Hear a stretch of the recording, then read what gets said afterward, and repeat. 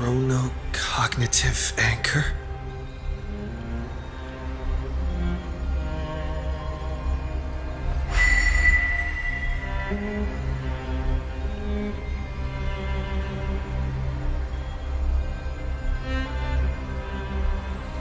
There's so much I wanted to say for our reunion. Yet now that you're back, there's only one thing to say. Welcome back, friend. It's been such a long, long time.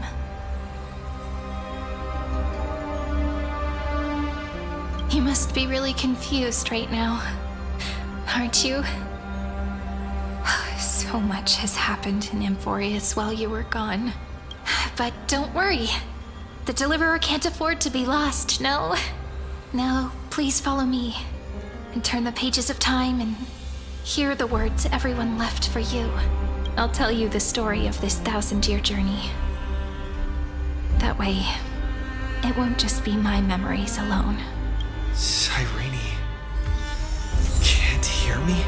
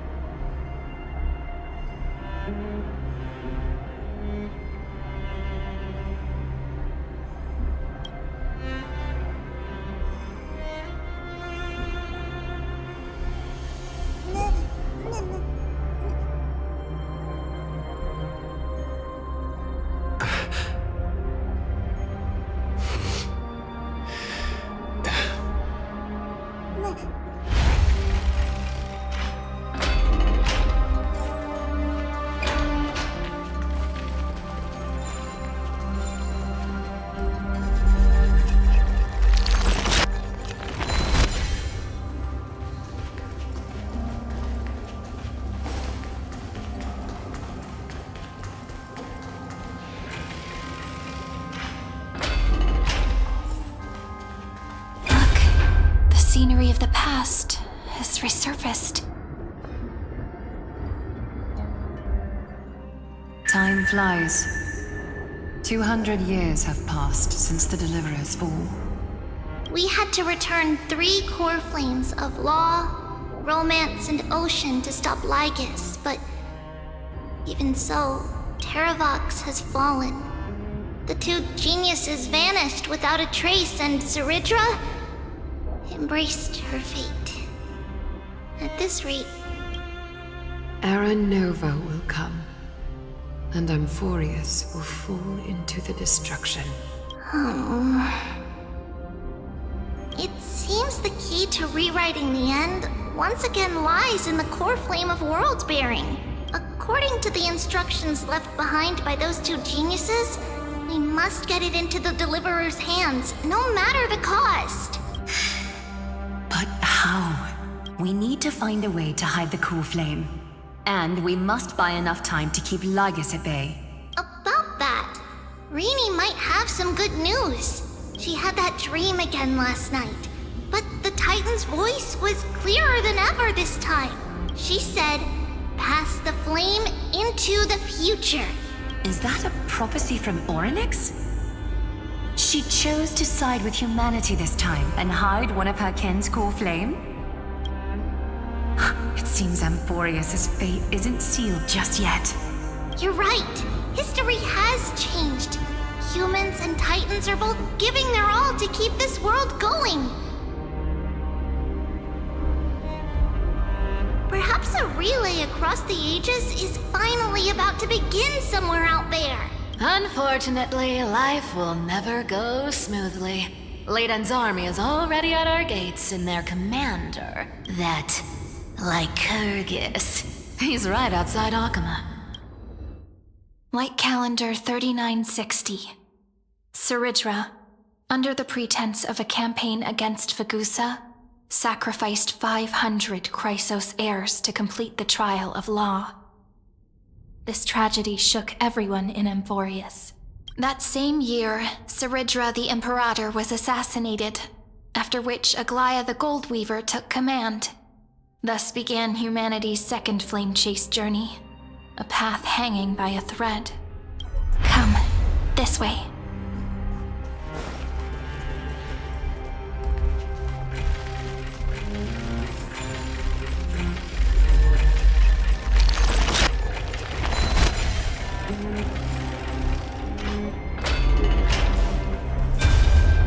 The eternal... The Memorial Palace lies in ruins. Countless mortals have perished because of your stubborn resistance. It's time you learned the cost of refusal. Now, answer my question again. Where is Kephali's core flame? You really think you'll find it by razing the holy city to the ground? From what I see, all you'll get is dust and disappointment. Don't forget, you can't kill the Chrysos as mentioned in the prophecy because of law. I have never denied that, which is why I now place my hope in the faithful citizens of Akama. Perhaps they'll give me what I seek in the echo of your screams. Now then, I'll be cutting open your chests and using your scalding golden blood to baptize the masses. Allow me to apologize in advance. We shall start with you. Blind and foolish, Lady Goldweaver. Leave this to me, Lady Aglaya. You must get away now. No, Holy Maiden. I'm the one who must stay. What? His conspiracy won't succeed. Because Romance is ready to make good on their promise to weave an indestructible armor for Amphorius. Its name is Solidarity. You must escape with your life and carry word of my death to those still fighting. Then keep going with them, just as the Imperator lit the torch of resistance with her death. My passing will make this flame everlasting. Take good care of it. Guide it to the future, and place it into the hands of our deliverer. 50 years later, Lygus led his forces again to Akama. He charged directly into the Holy City and razed the Memorial Palace. History would name this battle the Third Siege of Akama. 90,000 brave souls gave their lives for Akama that day, including their fearless leader, Aglaya. Go forth, deliverer.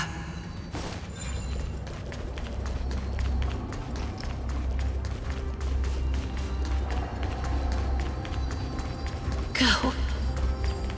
When the frost melts and the... So what you're saying is... Princess Homebuddy. She just left. Like that. Since Cass has made up her mind, we can't let her resolve be in vain. But between staying in Akama and going to Styxia, what difference does it make when it's death either way? I'm against relocating. With Kefali's protection, isn't Akama far safer than that dead city? Cass's plan doesn't involve any relocation at all. Huh? Like you said, Akama is humanity's refuge. We never intended to get everyone moving to Styxia. It's just on Cass, Hycealans, and me to prepare the final trump card for the Deliverer. Wait, what kind of trump card needs all three of you demigods to throw yourselves away? We must lay down the path to the future so when the Deliverer returns, they'll have a clear road to reach the location of Era Nova. Styxia sits where death meets the ocean. There, with the combined powers of ocean and passage, we can summon a current that leads to the vortex of Genesis, and the demigod of death will forever guard that secret path until he returns. We all know Lygus will set his sights on the vortex of Genesis. That's exactly why we have to do this. Guess I underestimated Idonia's Maiden of War. She's got way more steel than I thought. And Cypher, we need you to head to Castrum Kremnos as soon as possible. By any means necessary, forge an alliance with Strife. The prophesized Crown Prince has already been born. He shall become the new defender of Akama, protecting this land after we leave. You don't need to worry about that. I just came back from Castrum Kremnos. Only a step ahead of the news. Treeby, something's flying towards Akama, and it's really fast. What is it? It's a spear! It's the Kremnoans. Their king's already here. With the protection of the demigods Trebios and Cyphera, Akama endured wave after wave of warfare, though just barely. Castorus chose Styxia as the last resort, and completed the trial of death, causing the stagnant waters in the River of Souls to recede. Soon after, Trebios departed on a long journey. That same year, the Kremnoan king Euripon, along with his son, Prince Midamos, joined the alliance to safeguard the holy city in the Battle of Deliverance.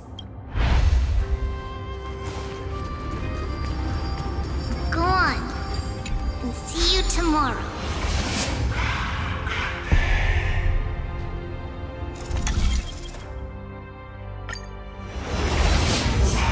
Breaking me apart buys this world even one more second. But it's gonna hurt a lot! Pain brings endless torment, but it can never destroy me. I believe that you were thinking the same thing when you stepped through the gate of infinity and jumped off that cliff. Can't argue with that. In the current situation, this is the only path Akama has left. Just do as I say. Split my soul into 5 pieces. Forge me an immortal vessel. Let the blade of strife hang forever overhead. Locked in battle with their enemies to the world's bitter end. There's no need to be sad, Lady Trebios. Haven't we already taken great strides towards that promised tomorrow? In this life, my people no longer have to drown in false guidance. Kremnos has washed the blood off its fate. Emphorius no longer needs a god named Strife. So let me shatter the former laws and turn the Lance of Fury back into a weapon that protects the world. We understand. By the way, can you do me another favor? The 7 sages from Grove of Epiphany are already en route. They'll arrive in waves to join the Resistance in a couple of days. Among them is a scholar named Anaxagoras. He has extraordinary insight and fears no sacrifice. This soul-rending ceremony wasn't just my decision. It was his counsel. His wisdom will surely be the backbone of Amphoria's survival. Watch over him. Carry on this everlasting flame for me. Through Anaxagoras' ritual, the demigod of strife split his soul into 5.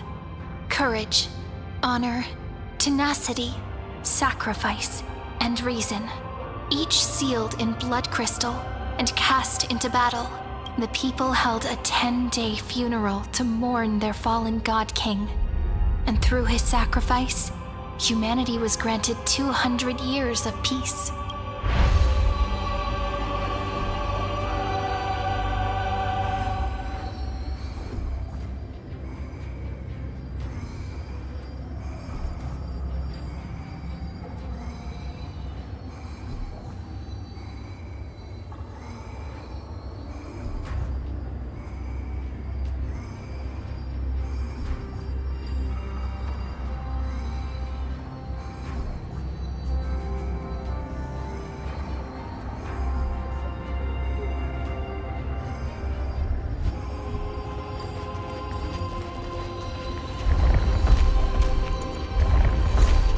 Keep moving forward. My blood will pave the road ahead for you. Keep moving forward, little Gray. See you tomorrow.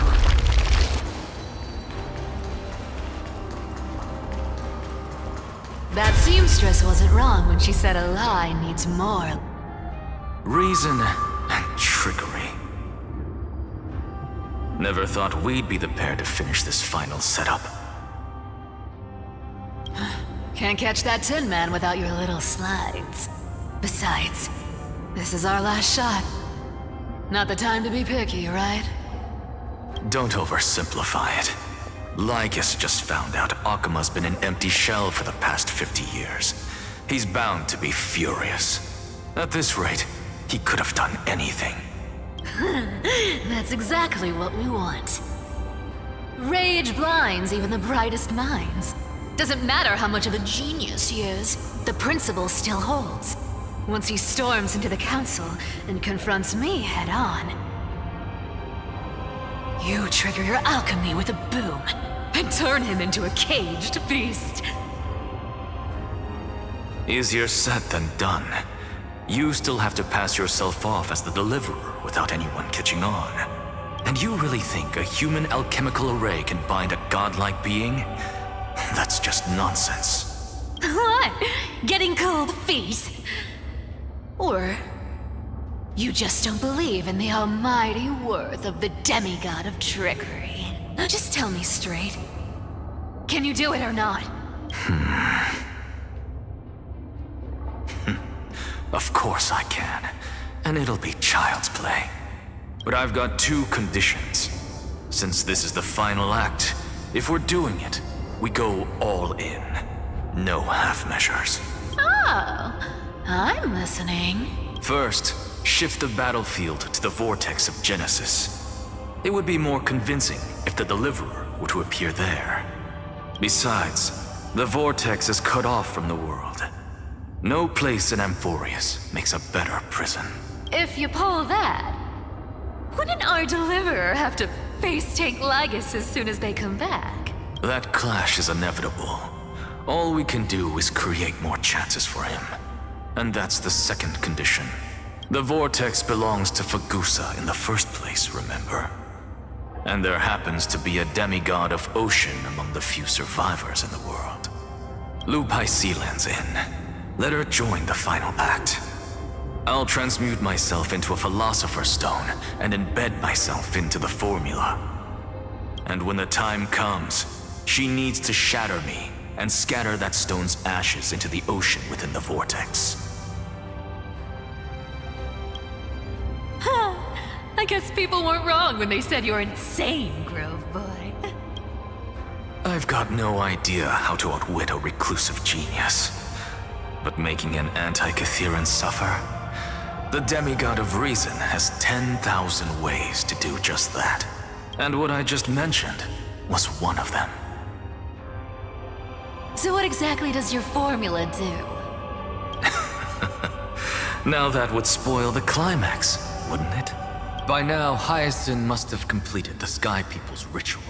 Since that Theoros loves a good performance as much as I do, let's make sure he enjoys our show to the fullest.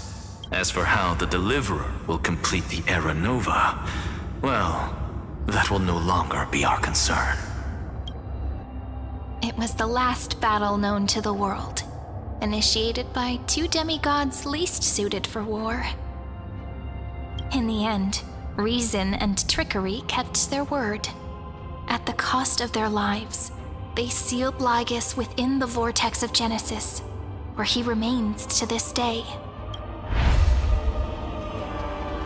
Go forth. Finish the greatness left undone. Quit overthinking! Just run! Keep running. That'll be enough.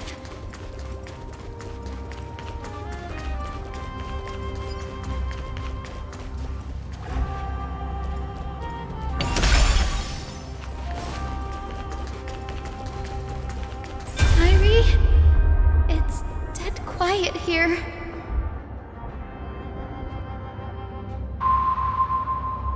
Akama will stand eternal. Miss Cypher's lie has crumbled after all.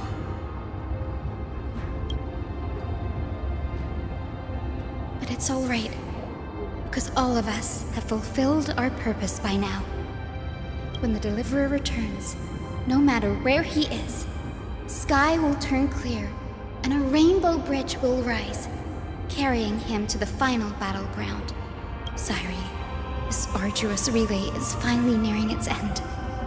Now, I'm passing the final baton of fate to you, okay? No, that's not quite right. After all, it was you and him who lit the first spark of this journey, wasn't it?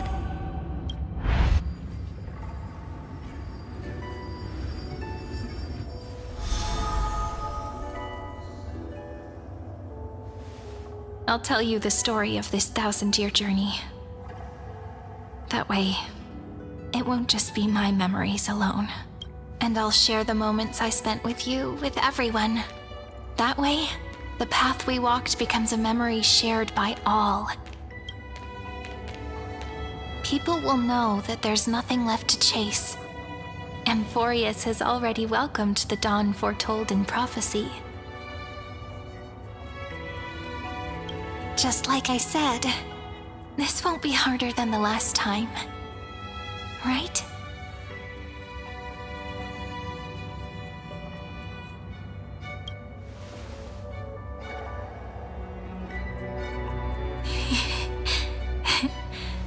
I wonder what kind of expression you're wearing right now. Probably the same as always. Calm, resolute, and brimming with confidence. If I have the chance, I'd love to see it again. Because it's really been far too long since we parted.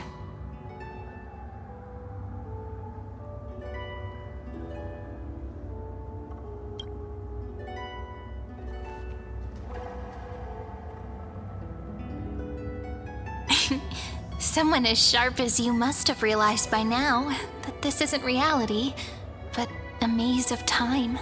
As the last link in the relay, I will return to the Temple of the Three Fates, tell Orynyx all of our stories, and bottle every page we've written into the little flask of memories.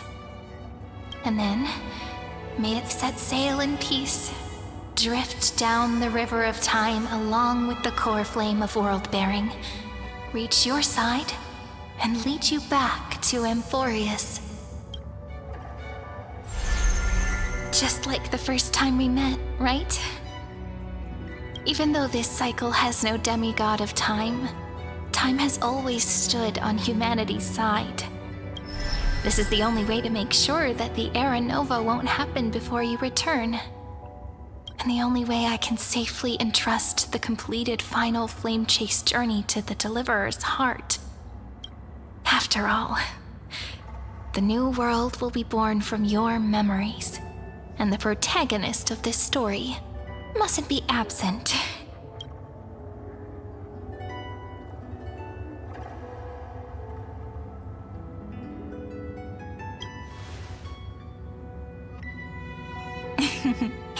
I believe you will never let us down, just like always. Do you remember when Finan sent us back to the beginning? When you and I got separated? But in the end, I returned to you, carrying all that we've been through. That's what memory is. It may wear down and fade in the river of time, but it never truly leaves. When that hidden corner of the heart is stirred, the past returns even more beautiful than before. So don't worry. Let the 33,550,337th Flame Chase journey become part of you too. I've gotten a lot better at it with the experience from the last time. Next, you will head to Styxia and find the Vortex's entrance guarded by the demigod of Ocean before charging toward the final battlefield.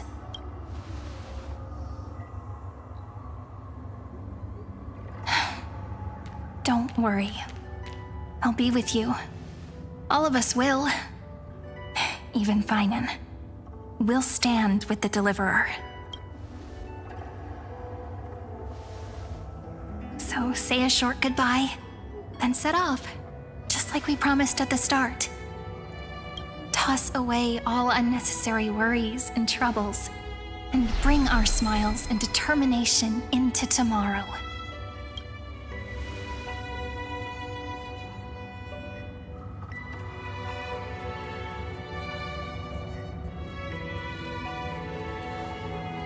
The last baton. I wonder how long you'll have to wait before passing it on to him. No matter how long it takes, it's okay. Waiting is what I do best. After all, it took 33 million cycles for him to arrive in our world. What's a few moments more?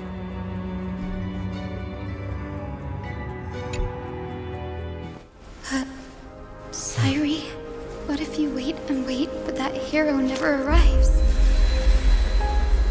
That won't happen. Because I know that no matter how long it takes, he'll definitely return to this place. We can't let him down.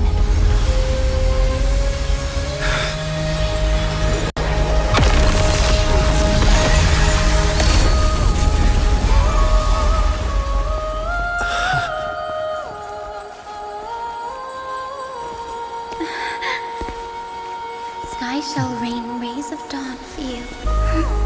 May romance be with you on your journey. And reason grant you enlightenment. Let strife bestow you with inspiration. Trickery ensure your success. Allow death to protect your soul. And at last, let passage point the way forward. Well, time will remember the Trailblazer's journey.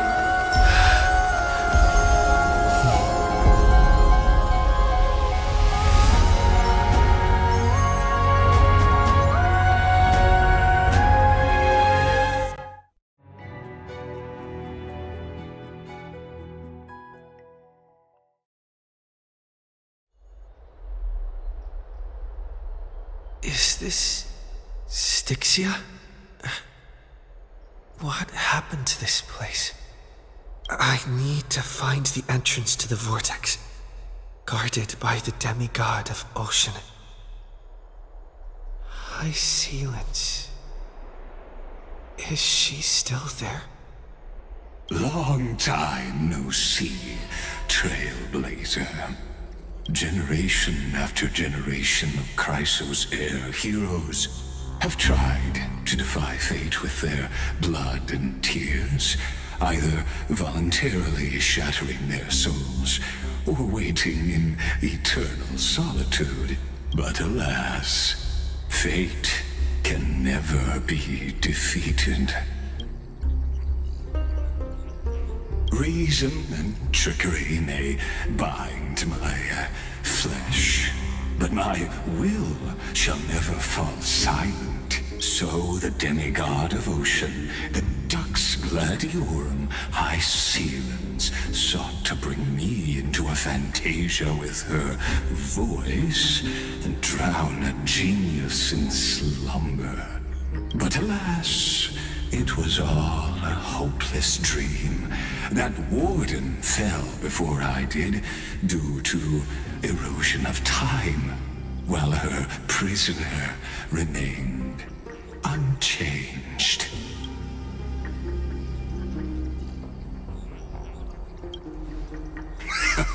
True, I can't leave this place, but what of it? You should have heard of this fable. In a shadowed cave lived a people, imprisoned from childhood, and chained so that their legs and necks are fixed, forcing them not to look around at the cave, each other, or themselves. Behind them is a fire, and before them loomed the stone wall of the cave. The flames cast shadows, while the rocky surface threw back echoes to them. That false play is the whole world. Yes, I'm trapped in the cave, but I know it's all just a fleeting illusion. I don't struggle in dreams.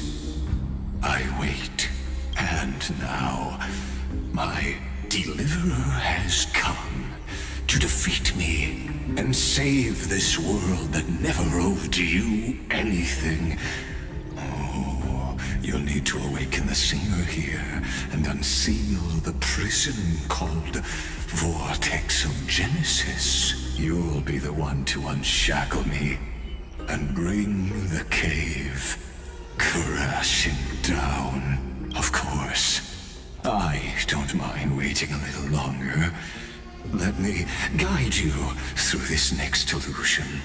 One last memory from that prison warden. I hope you'll watch the stories of this fantasia closely. Logically, the deliverer must see the world for what it truly is. Emotionally, this memory captures the fate of everyone in Emphorius better than anything else. Only by feeling it for yourself can you understand my point of view, the meaning of destruction.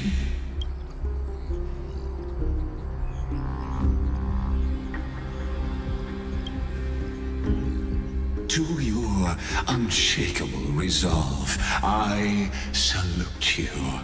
But before we step onto the final stage, let me ask you this. In the spirit of that fable I told you just now, can the prisoners in the cave learn to see the shadows and echoes for what they are, and stop mistaking them for reality?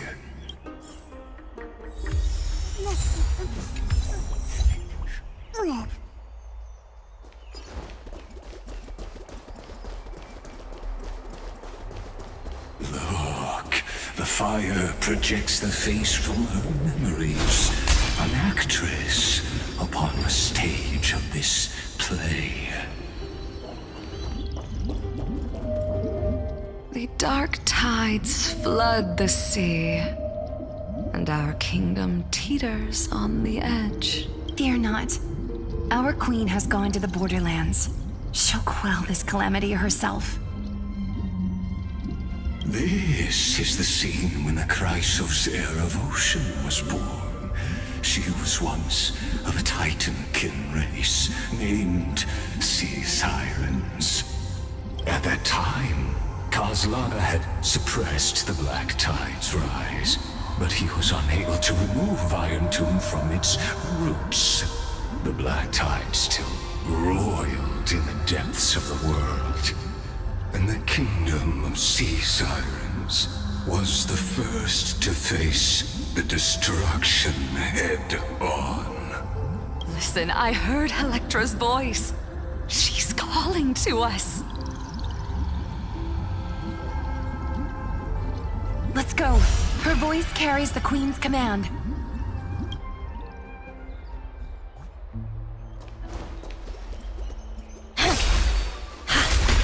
To keep the Black Tide from threatening the ocean, the Queen gave her all, body and soul.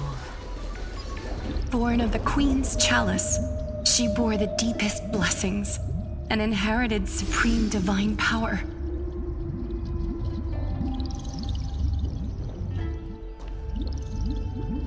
My sisters! You're finally here! Of course, Electra. Your beautiful melody drew us here.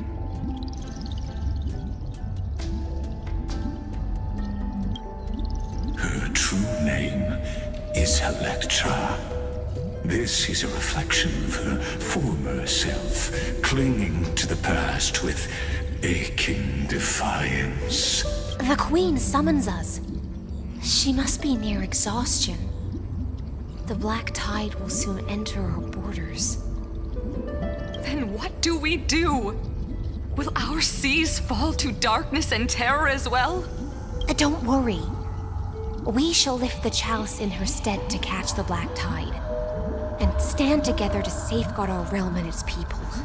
Such tiny titankins, thinking they can stop the tide of truth.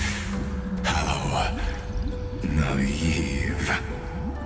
And that naivete is the root of all suffering.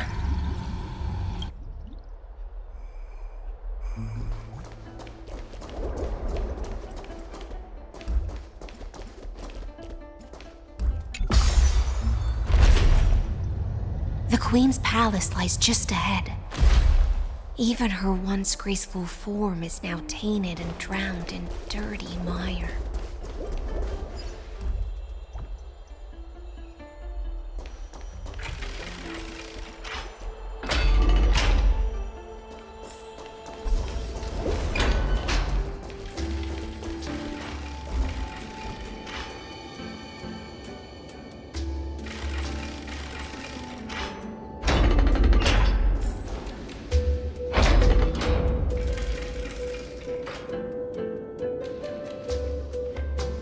Oh, Fagusa, our noble queen. We've come at your call. My little fishlings, you swim with such joy. It pains me to speak of the kingdom's sorrow. I once believed I could drink the Black Tide dry, but even the deepest chalice must one day overflow, and I can hold no more of this filth. Mother, worry not. We're all children of the sea. Let us bear your fate together. We'll take up your mantle and drive back the black currents. We'll mend your sacred chalice and take in the cursed filth. My little fishlings, when the spear of strife falls, you may retreat in peace. I promise you. On the surface, the city-states will hold a feast without end in your honor. This is the last gift I can give you.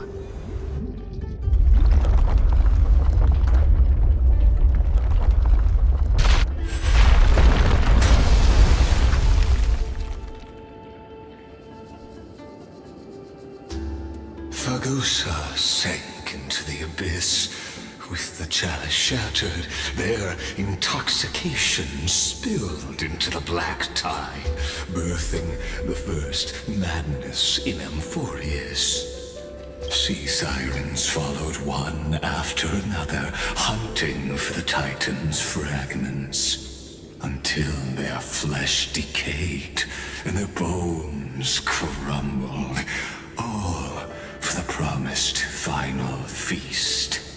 Keep watching, but tread carefully, for the stage ahead is crumbling with age, just like her shattered fate.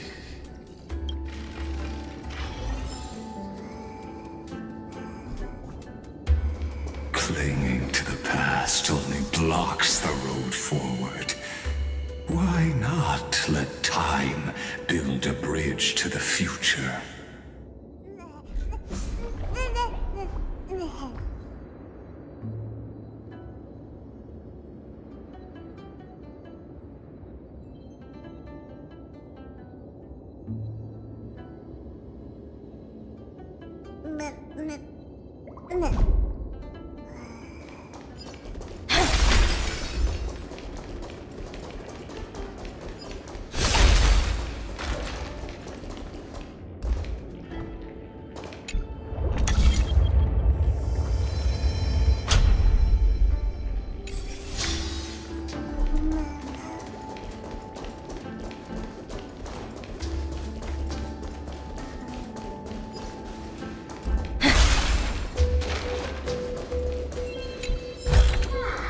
How about exchanging this for some honey brew?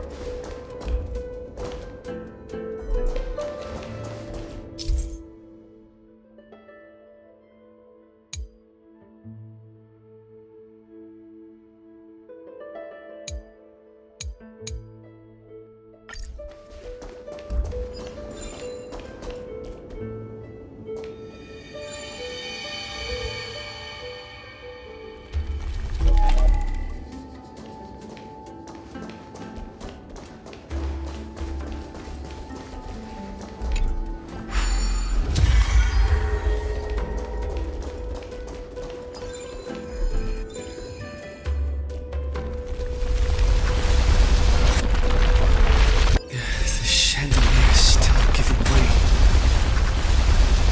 Maybe the chrono vessel nearby can help.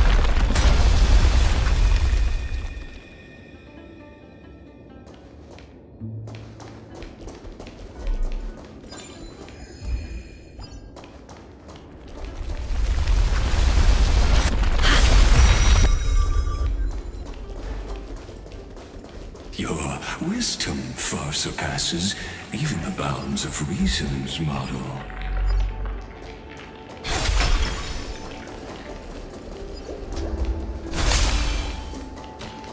Can't get through. Looks like I'll need the miracle orb nearby.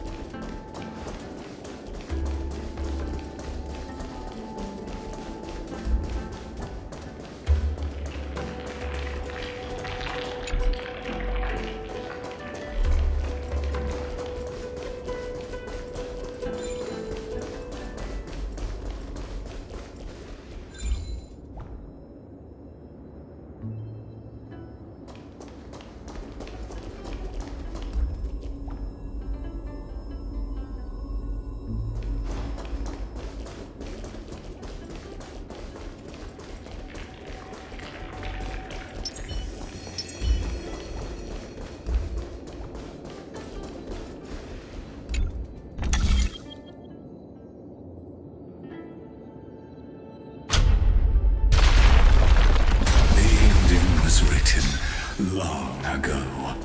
Even you cannot rewrite it. Just like this poor chandelier.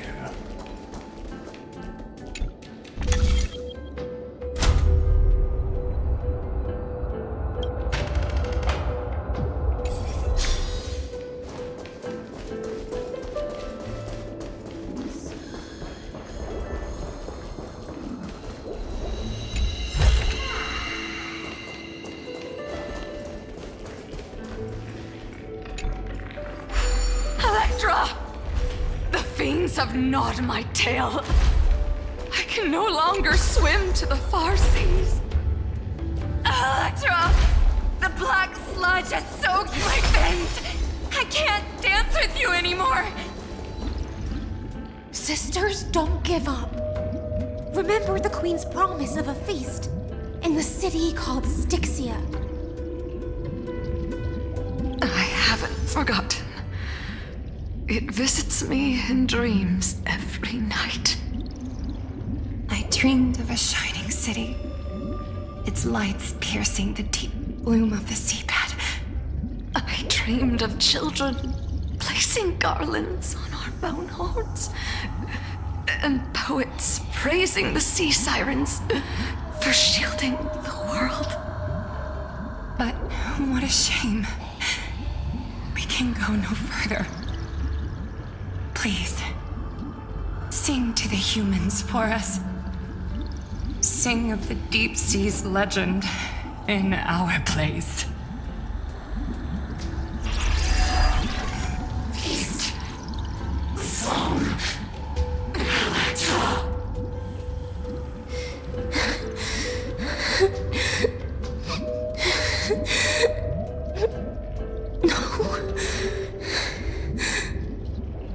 The sea sirens were tainted by the destruction.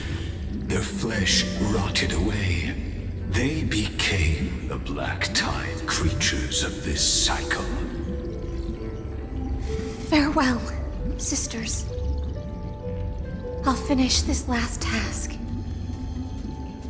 then return to prepare your feast. And so, only one sea siren remained among the seafloor. High Sealands, swimming alone through the seas, burying her kin, and searching for the fragments of the chalice of plenty. Though most of that journey was in vain, why not use the power of time to leap ahead toward the journey's end? To reach the spirit basin, I'll need to call upon the power of the chrono vessel.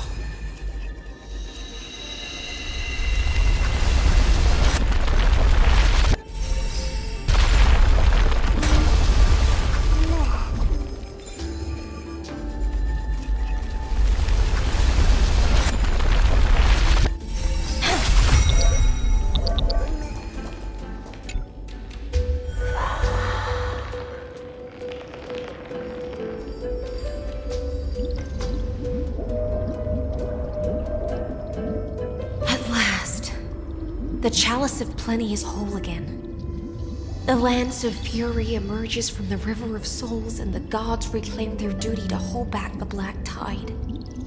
I am freed from endless toil, and now walk toward the rites at Styxia. I bore my sister's dreams upon my back, took on a graceful human form, and hoped to find a grand celebration on the shore. My fins became legs, my scales became skin, and the sea foam on my body became a shimmering gown. But when I stepped onto land, there were no festivals with honey brew, nor poets plucking harps, only silent death, drifting gently along the river of souls. When she fulfilled her wish, she only found Styxia to have already repeated the mistakes of previous cycles and was swallowed by death. Hopes and promises are nothing but the foam of dreams. I am a sea siren, a vessel born to contain the tides. Now that my task is done, and the promise is broken,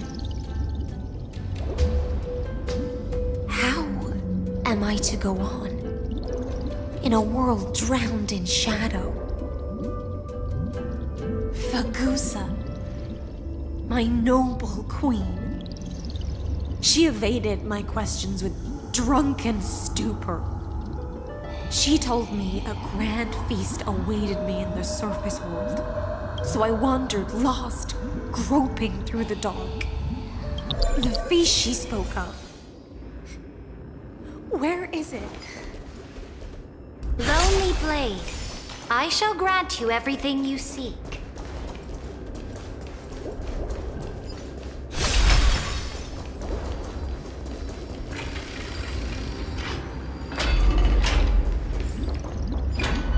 After wandering the surface for ages, the lost sea siren met her future conspirator.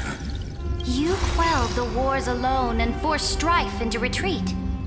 This swordfish that commands thousands of legions, whom does she serve? Yes, Ceridra, long before she became the Imperator, was already burning with ambition. Sovereign who follows prophecy. I am no one's sword. I am just a wandering fish, seeking clarity through bloodshed. Then how about letting the sword dance for me? And letting the violin sing in my name? Tell me, what is it you seek? All I want is a feast where I might belong. Such a demand is trivial with the Sovereign's authority. I'll grant you a banquet worthy of conquest and comrades to toast beside you. But Knight, you must offer me your heart. My heart? Yes, a loyal heart that will generate no betrayal. You were deceived by gods and drowned in the ocean's darkness. But now, I will lead you forward and be your light. So be it, noble monarch. The law you proclaim shall govern my every breath. So be it, noble monarch. I am simply becoming someone else's vessel once again, and accepting a duty given to me. And thus, in her hollow drift, she finally found a new purpose, like sunlight piercing the deepest trench.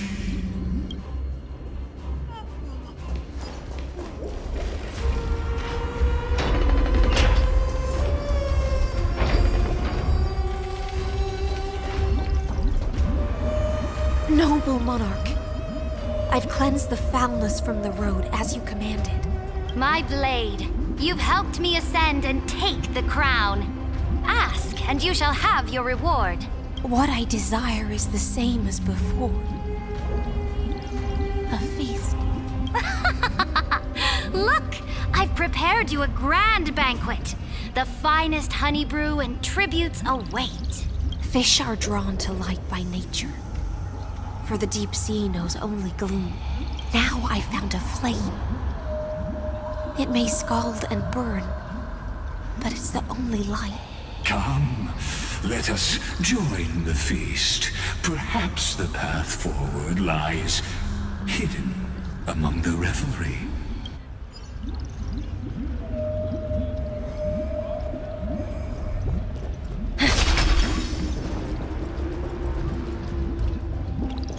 Have you heard that the Imperator's about to begin a new campaign?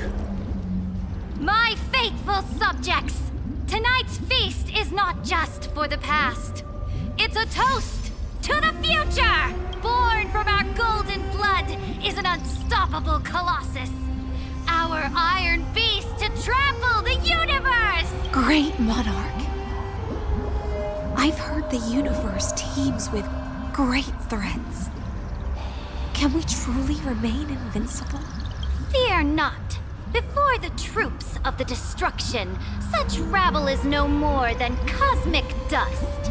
Surely there's a planet draped in oceans out there in the stars. Once I claim it, it shall be yours to rule.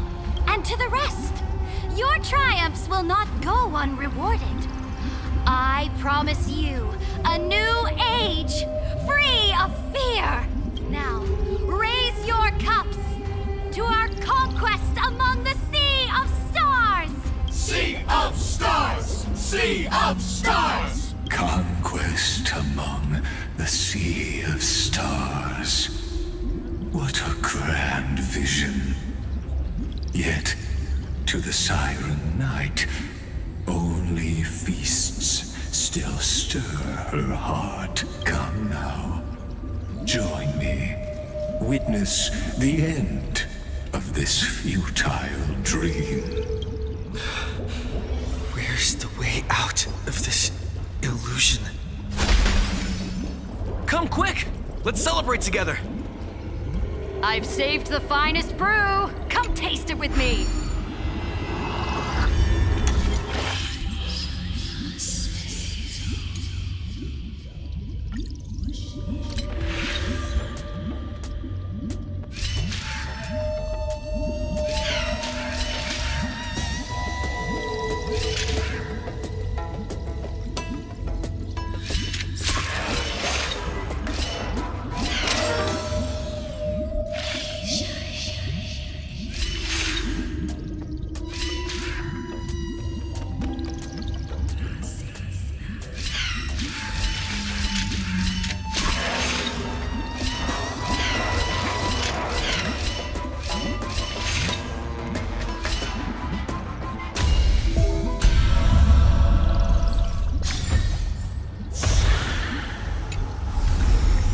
How about exchanging this for some honey brew?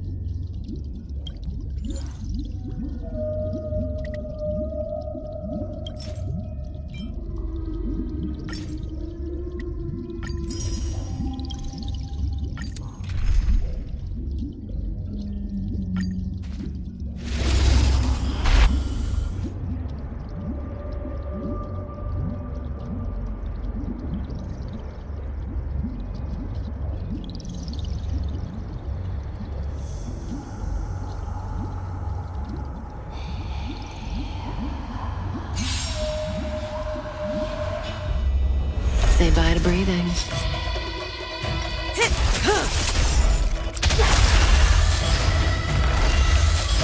Time to cleanse the filth. Stand still. Everything in this world is bleeding. Relax. Time to say bye.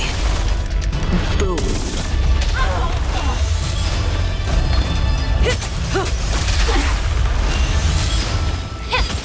Stand still.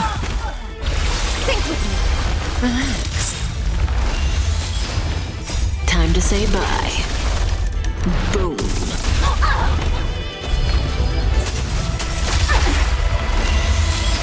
Yeah. Stand still. Time to say bye. Boom.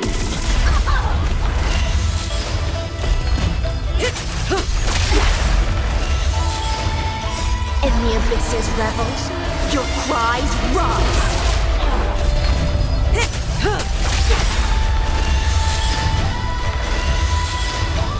Time to say bye. Boom.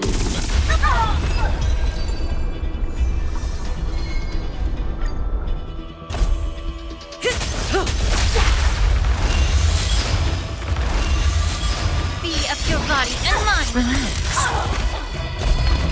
Everything in this world is bleeding.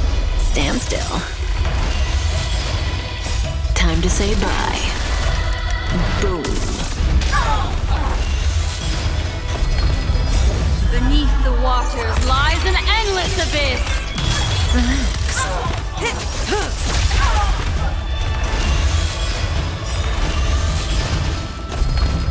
Time to say bye. Boom.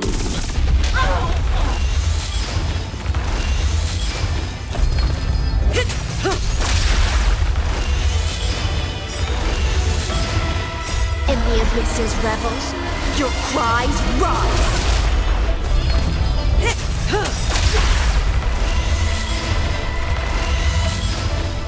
Time to say bye. Boom.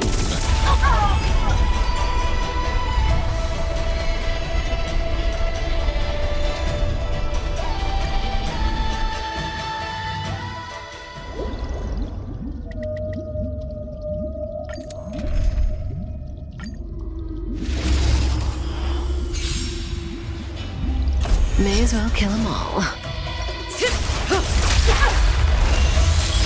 Time to cleanse the filth. Stand still.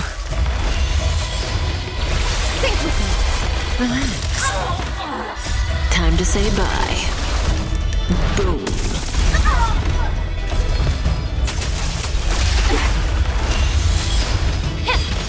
Stand still. Time to say bye. Boom.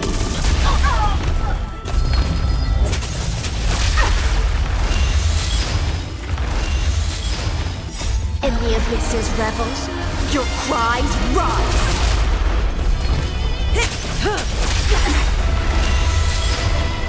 Time to say bye. Boom. Yeah. Relax. Everything in this world is bleeding. Stand still. Time to say bye. Boom.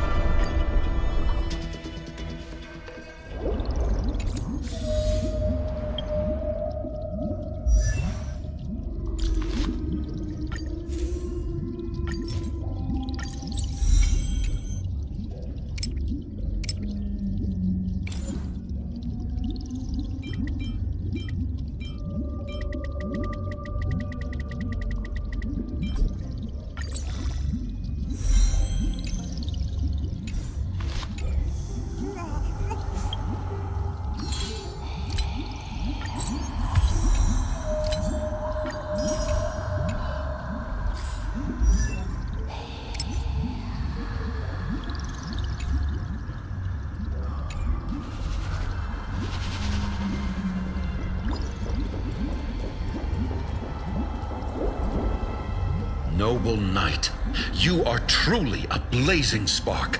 It is my honor to share this banquet with you. Noble knight, you have earned victory with your blade, and you have every reason to revel in this moment of triumph. Let me pour you a glass of honey brew. Noble knight, with the sovereign now enthroned, this triumph is yours as much as hers. Let me raise a toast to you. Noble knight, your strength is boundless. Lead us to conquer the universe, and let us toast to that vow! Then drink we shall. Raise your glass. In the deep sea, I never knew what fire was. But when I set foot on land, the first light that I saw was the flames of war, lit with golden blood. It scorched my fins, made me feel pain, and ignited an unprecedented hunger. A hunger that flickers in every hero's heart. So bright, yet so blinding. Look! The monarch herself has taken her seat! Hear that? The court sings her praises! Come! Join us! One eye of hers sees glory, the other sees corpses. And yet, she cherishes the name of glory more than fear and death. As they say, the coward died 1,000 times before his end. But the brave face death but once, which gods stand witness. On the eve of war, we sang our hymns and set our sights to sail beyond the stars. The legions will climb aboard the beast, riding it like currents across the cosmos. Planets after planets flew the flags of her crown. Realm after realm was ignited by her flames of war. As the final resistance fell silent, a vast empire rose from among the stars. And this small pond at last embraced prosperity and peace. That's how the story ends. Tell me, visitor, in this dream, did you enjoy the show?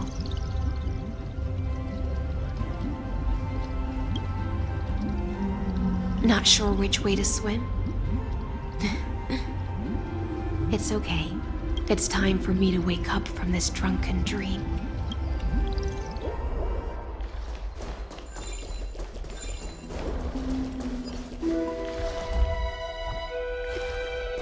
Any fish taking the bait? Make a wish. Huh.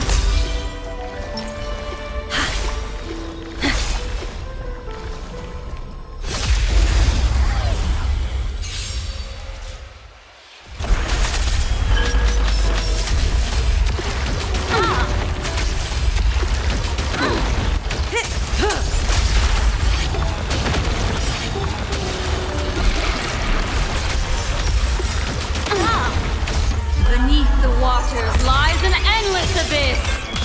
Stand still. Time to say bye. Boom.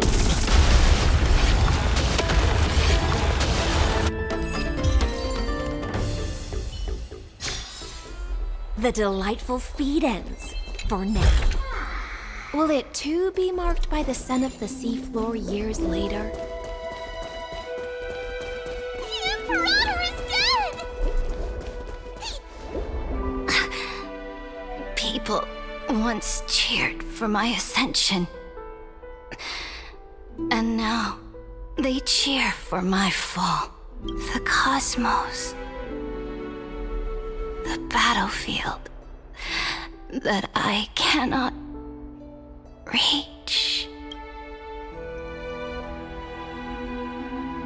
Before the Sovereign's conquest reached its end, her life and ambition had already been swallowed by the deep sea. This is the true ending. Her grand designs torn apart by the blade. Her regal robes soaked in golden blood. And the one who struck her down? The one who struck her down was her most loyal Gladius. I don't need to explain myself. A fish in a pond has no hope against the surge of fate. I wandered the shore, found a flicker of flame, only to snuff it out with my own hand. I don't understand. If the ocean's feast, the Imperator's dream, and even Amphorius's existence are all illusions, then what's the point of our journey? When the Deliverer returns, I will let this absurd celebration come to an end. But Greyfry, I can't help but wonder how I dearly wish this feast of the Flame Chase would never end. It seems she sensed your presence. The Fantasia's foundation is starting to crack. Let's return to the prologue. Remember the allegory of the cave? Can the prisoners in the cave learn to see the shadows and echoes for what they are and stop mistaking them for reality? As you've seen, when she cast off her chains, finally turned to look around and moved her legs, her reward was nothing but searing pain. The light will blind her, for the fire behind her had never once actually touched her eyes. Her legs will buckle beneath her, for she had never learned to walk forward. And so she fell into infinite confusion and fear, and came to firmly believe that the shadows and echoes were the real world. But we in the cosmos, are we truly any wiser than she was?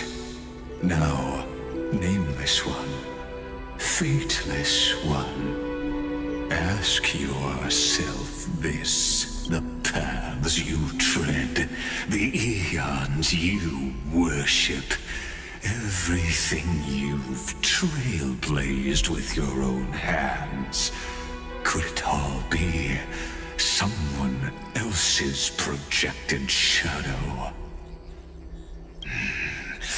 Let's leave that question till after the curtain falls. Once you've unearthed every last truth and reached the prison built for me by the demigods, I'll speak with you face to face. I, the Theoros, have walked the 30 million histories born by Kozlana. 1,000 years is a mere atom in a grain of sand to me. Amphorius, compared to the cosmos, is but that grain upon a whole beach. I swore to bring an end to the erudition. Would I really let a single grain grind down my mind? Now, please use the power of time to open the gate to the ocean's depths. Go find the prison warden tormented by loyalty. Find her, step into the world's vortex, and once there, end everything between us. That palace reflects the heart of the demigod of ocean, intoxicated, stagnant. There you'll witness the true beginning of the saga of deliverance. An ugly history long buried by tides and shame. A staircase of apotheosis that the Imperator forged with the golden blood of 500 human sacrifices under the pretense of conquest. I'll wait for you at the heart of the world to reach the place. Beyond this door lies the path to the vortex of Genesis.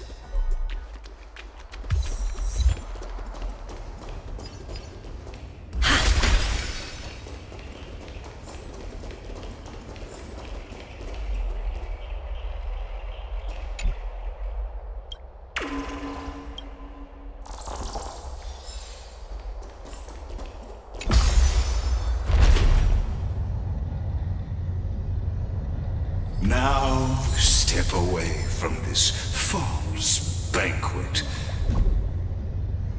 And then onto that bloody stage.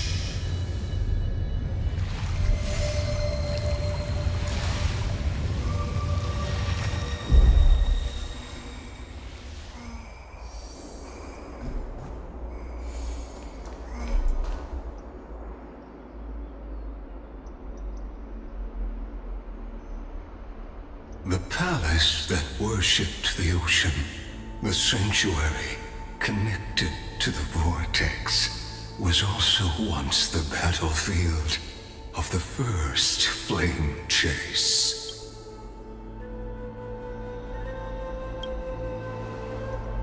Her exuberant song halted the passage of time in this place, imprisoning my body and shielding my soul from deterioration, all just to await your return. The twisted time and space reflect her confusion. And so, the Imperator's crimes were there.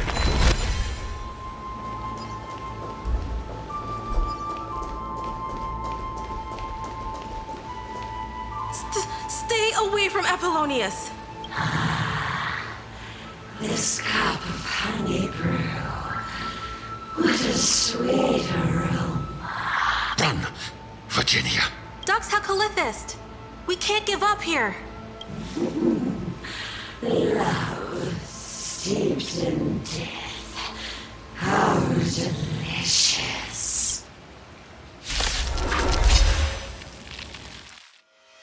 Sadly, all you see is a remnant of history.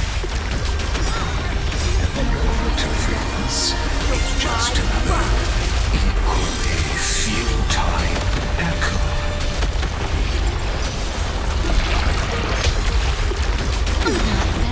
Time to say bye. Boom.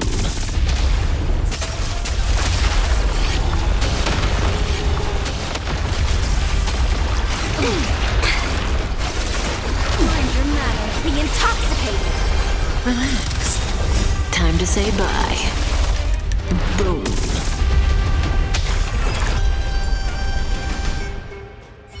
Apollonius, look. I chased the enemy away. But I think I can't go any further. I'm sorry, Virginia, for letting you. It's okay. I'm glad to die by your side. Ah, such an ironic twist of fate. Even as the foundation of the world crumbles, the heartless Imperator still made the same decision she did in the past 30 million cycles. During the first Flame Chase journey, the Flame Chase Legion stormed Styxia. Tens of thousands of sea sirens surged from the River of Souls, crashing toward the heroes like a tidal wave. The hell before you is the recreation of that very battle. Apollonius, Look. I chased the enemy away.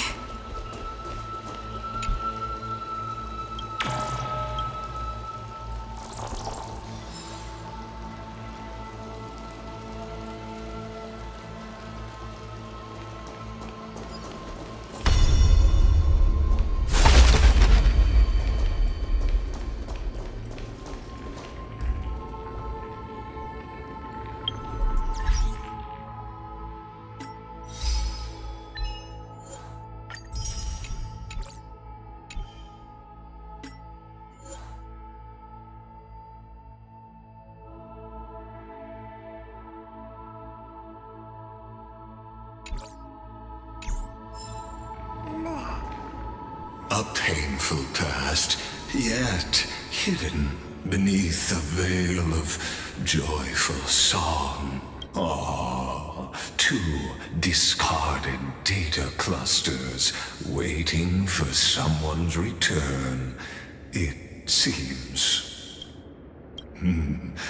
Relive the history, then pass through the temple's waters and come to my side.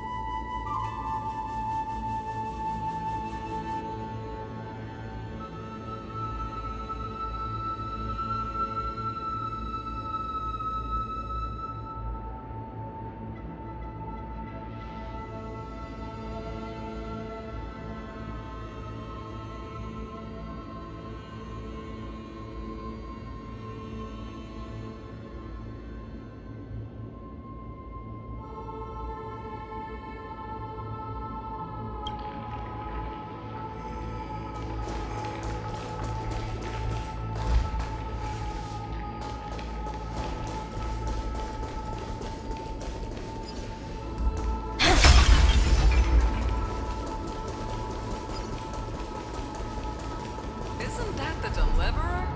You finally made it! What a wretched way to die. The Flame Chase army, devoured by warbling fish, never saw it coming.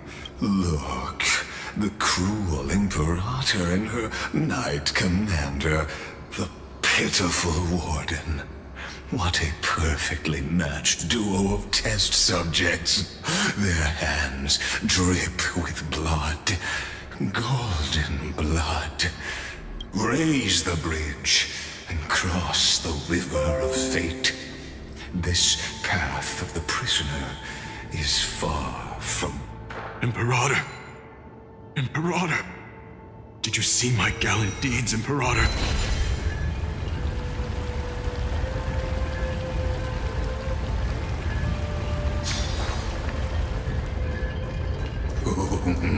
A sovereign and the sword at her side. There are...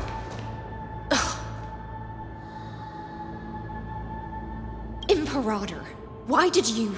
You're here, Dux Gladiorum. You ordered me to seal the sea route and handle threats from the rear. So why didn't you wait for me to return? Why send the Vanguard ahead and let them die in vain? Die in vain? No, you're wrong. Their golden blood won't be spilled for nothing. The other dukes have paved the road for me to become the god of law. The trial of law? You never spoke of this to anyone. What is... The one who wishes to bear law must purge this world of its curse, and offer the blood of the accursed as sacrifice. I pondered long on what Talantin meant by blood of the accursed. Then, I found the answer. You, I, and every Chrysos heir summoned by the prophecy are the accursed ones. Just like that arrogant Theoros said, our golden blood is the agent of destruction, the antithesis of the world's fate. Dux Frigoris, Dux Brumalis, Dux Helcalethist. Their fate was sealed at that moment. Dying on a glorious campaign was the final gift I could give them. You speak as if they didn't die because of your cold-blooded schemes. Was their loyalty meaningless to you? Losses are a constant on the Flame Chase journey, among which even life itself holds little value. If a subject marches to war without that conviction, then yes, as you said, shallow loyalty means nothing. And what about my loyalty, Ceredra? You sent me away under the pretense of guarding the rear. Was there any shred of humanity left in you? Because you still have a duty no one else can bear. Only you can uphold Fagusa's divine authority. The choice is yours now. Cast off the chains of loyalty and drive those blades through my heart. Or stand with me and sever the ocean's last breath. If you no longer share my vision or believe in the new law I seek to weave for Amphorius, then go on and end me. The Imperator of Amphorius may be ruthless and cruel, but never a liar. When I say life itself holds little value, know this. I am ready to sacrifice everything for the ambition to conquer the Sea of Stars. Now you've seen it. The brutal Imperator was willing to spill the blood of 500 heroes to complete the trial of law. As for my poor warden, her suffering had only just begun. I'm no storyteller. I have no duty nor interest in filling in the history you've missed.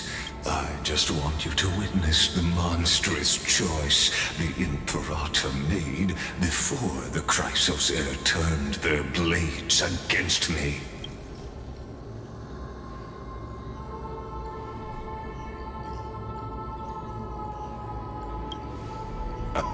You've always had a flair for lightening the mood, haven't you?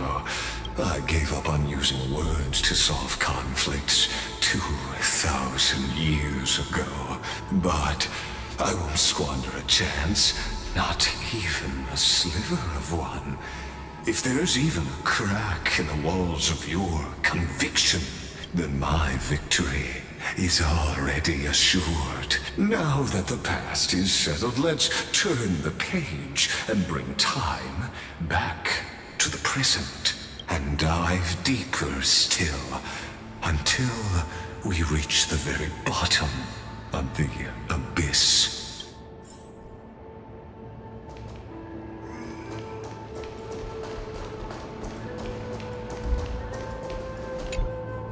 The fleet that rode the waves was dragged down into the deep. The flame-chasing nymphs were reduced to ash. What a tragedy. And you, Deliverer, shall bear witness to this golden death.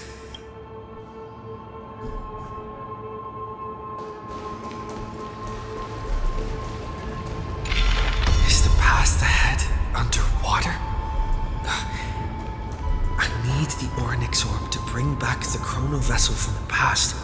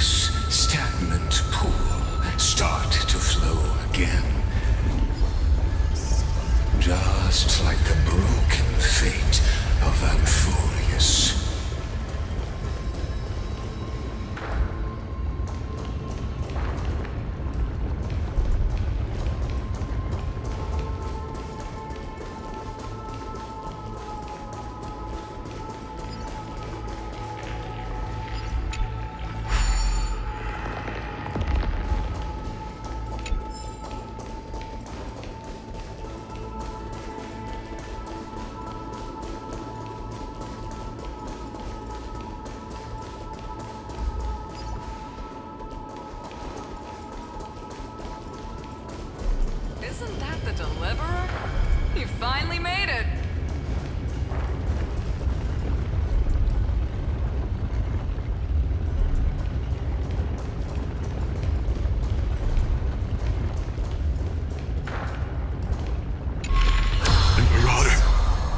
Imperator! Did you see my gallant deeds, Imperator?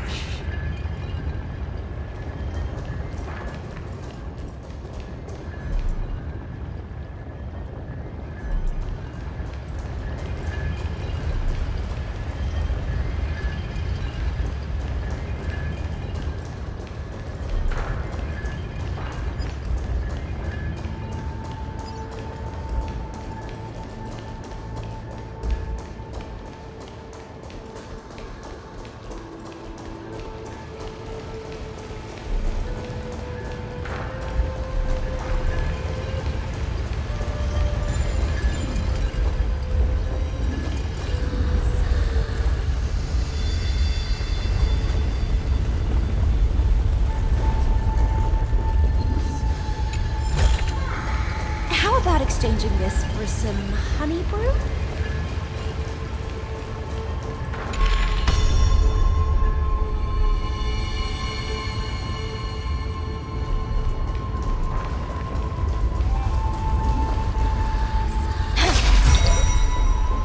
This hidden gate leads to the vortex. Hurry now. The time of our reunion draws near, Deliverer.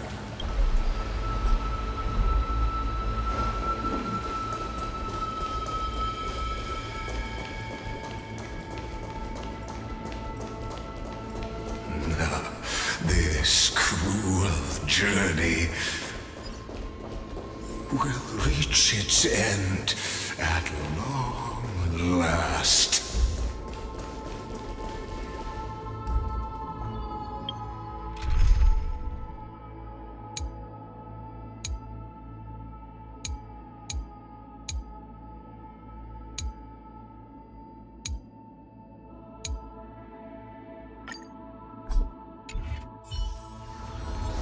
Stream 4.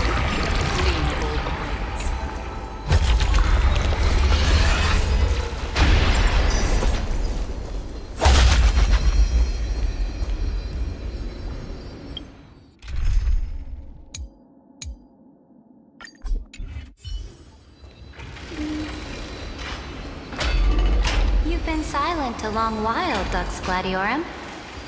Starting to doubt your decision? Save your breath. The vortex of Fagusa lies just ahead. After the trial, there's nothing left between us. So you'll stop swimming toward the stars? No. Look, a gravestone. But whose name does it? It was here that the prisoner, who thinks herself the prison warden, made her choice. Witness, listen, and awaken. Dux Gladiorum. I've lost count of how many times you've stood here over the past centuries. You talk too much for a prisoner like Kyrgyz. Two geniuses who defied law and all the Chrysos heirs who sacrificed themselves in this cycle, worked together to chip away my strength. But you, can never affect my will. And as long as my will remains intact, I am free. Don't get ahead of yourself. I still have ways to chain your divine soul. Please, do surprise me. But I'd say your mission is nearly done here, isn't it? Oh, It was here you gorged out the core flame of ocean from Fagusa's body. It was here you and that Imperator both completed apotheosis, becoming pillars of Euphorius. And after that, you drove your blade into her heart, a loyal subject turned regicide, a demigod committing deicide. Or so the history books paint that tragedy. Oh, but if that's the truth, then why, after 1,000 years, are you still here, guarding the Imperator's grave?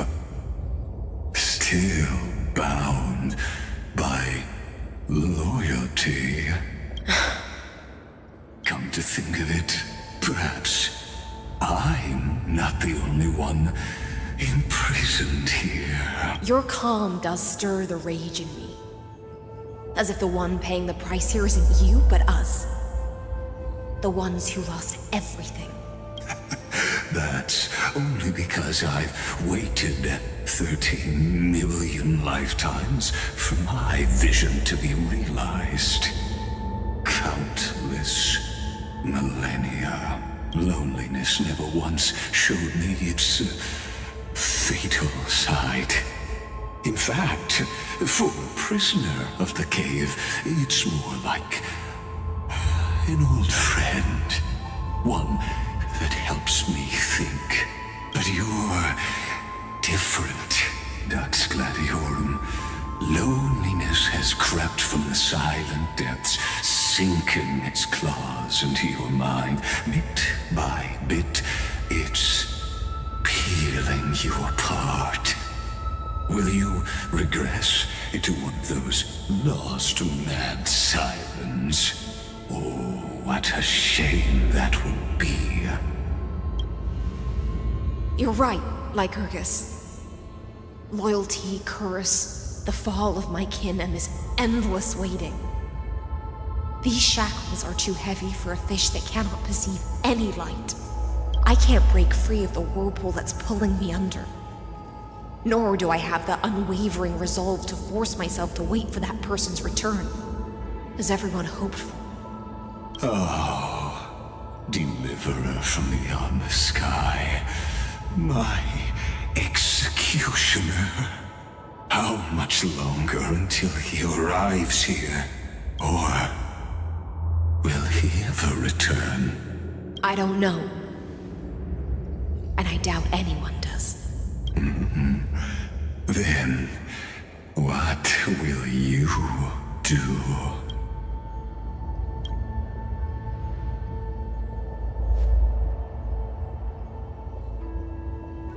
Saridra. This will be the last time I carry out your decree. Ever since you took me under your banner and made me the Dux Gladiorum, my music has belonged to others. Time and time again, I use the siren's song to lure the unwary into illusions for your schemes and strategies. Now, let the siren Electra sing for herself. Let me step into an endless dream of my own making. Oh, great ocean. I offer you the rest of my clarity and my freedom, in exchange for the strength to stand against the nihility and honor the sacrifices of the fallen heroes.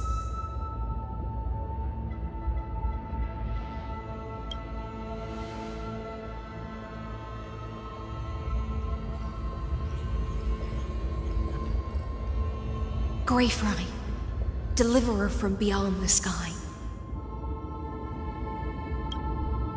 When you ride the current of time and find your way here, you'll hear my solo. It will guide you to the heart of this world. By then, I may still be lost in my self-wrought slumber. but I'll uphold my part of this long relay and guard the shackles that seal the Theoros. Do you still remember? To awaken someone from a siren's voice, you'll need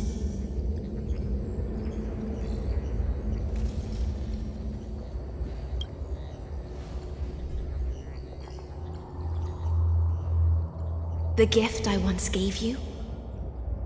May you still have it when the time comes. When you return, please pour that honey brew upon this grave. It holds the story of all our struggles and sacrifices. May you see it one day. The prelude Amphorius wrote for your return, carried forward through a 1,000-year relay. When your morning ends, I'll likely wake from my dream as well. Then, follow the trail of echoes and find me.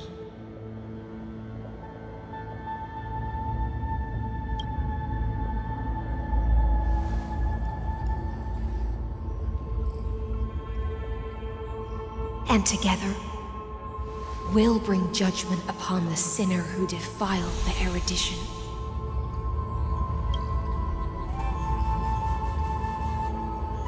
At long last, 33,550,336 cycles and 4,931 years later, Amphorius's final curtain is ready to fall. The shadows within the cave gave everything. Yet all they did was mimic life outside its walls. A futile effort steeped in sorrow. Enough! They were no shadows.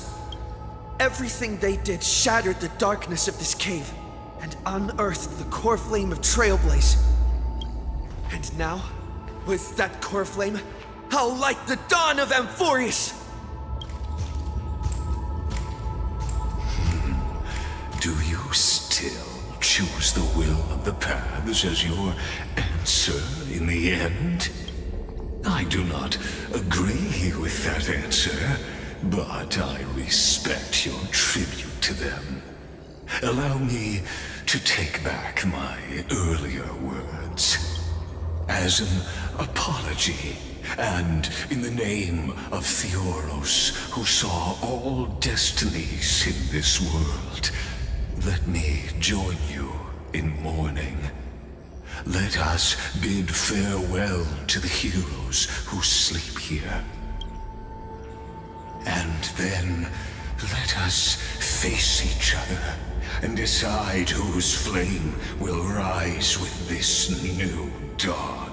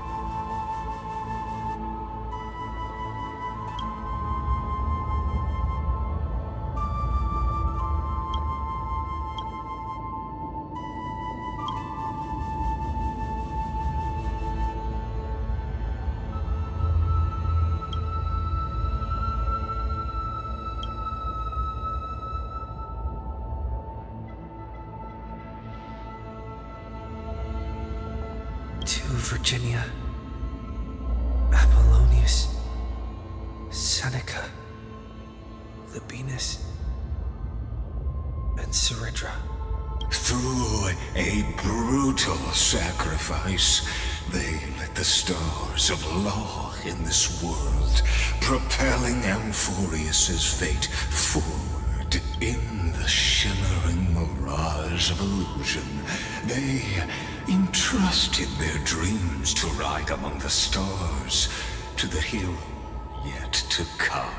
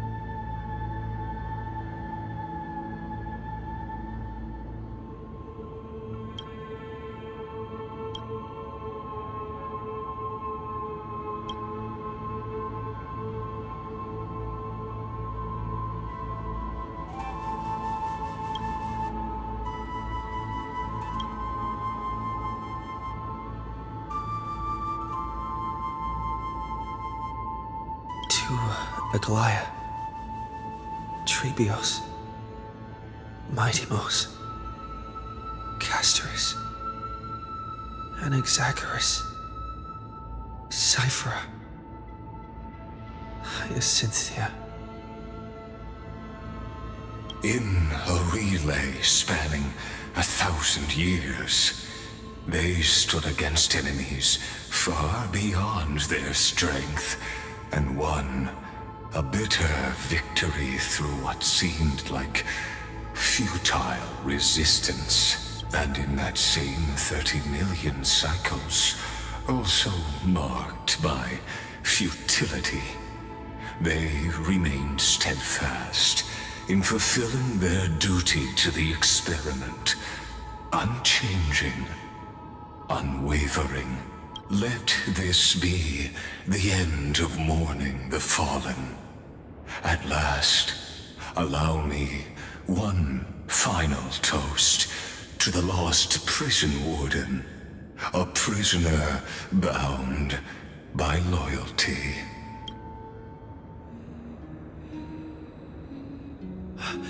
That voice... could it be?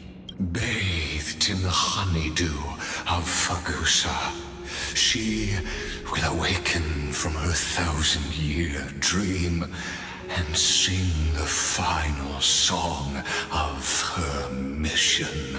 High silence.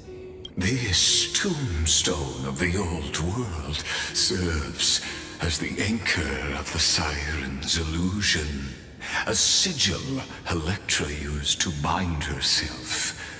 At the same time, it is the very thing I once proclaimed at the start of the show. A microcosm of Amphorius itself. A group of prisoners bound themselves in a cave, crowning their suffering with heroism. An epic staged with shadows and echoes. Now, destroy it. End the illusion. The Theoros will take his leave for now. And when next we meet, that shall be the moment that decides the fate of Amphorius and the entire cosmos.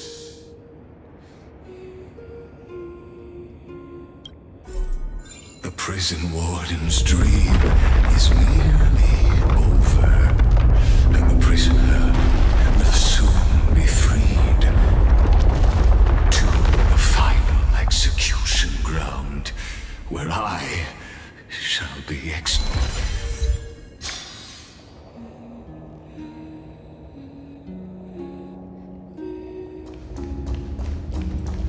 This world and I shall halt here until we meet again.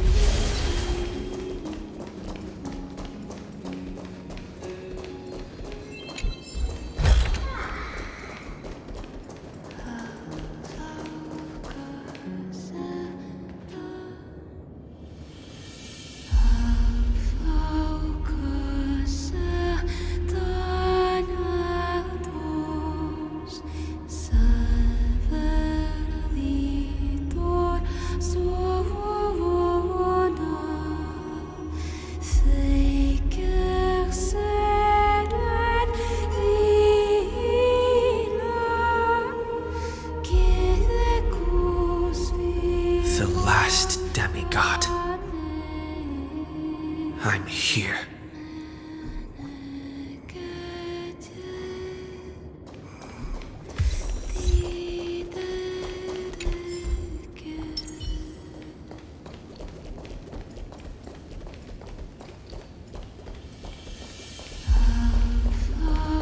Go forth for the hopes of humankind.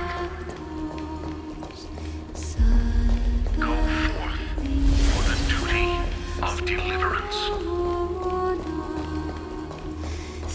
Go forth for the belief in flame shapes. Go forth for the golden blood's glory.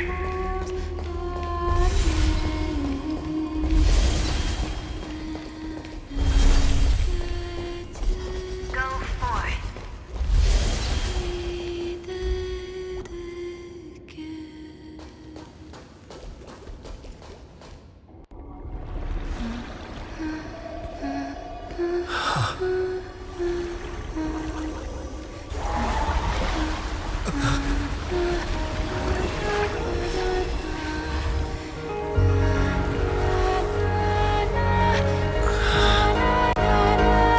Seems like my feast is over. It's now your turn to perform.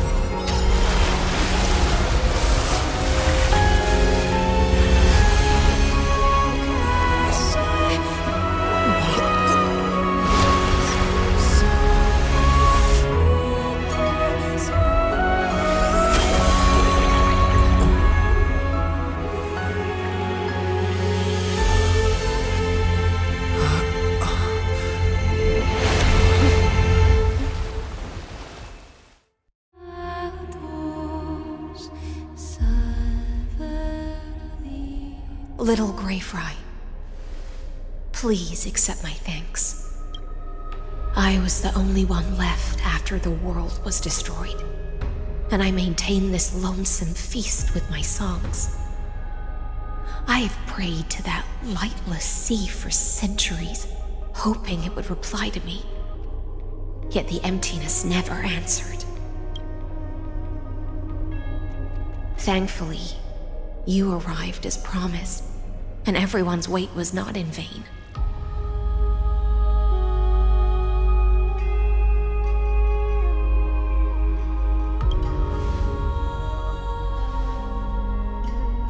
To see a single trace of light in the abyss of futility was already my greatest consolation.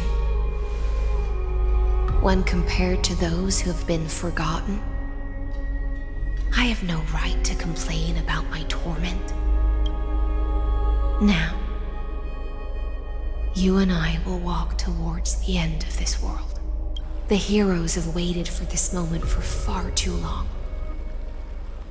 Let us use our blades to testify our resolve.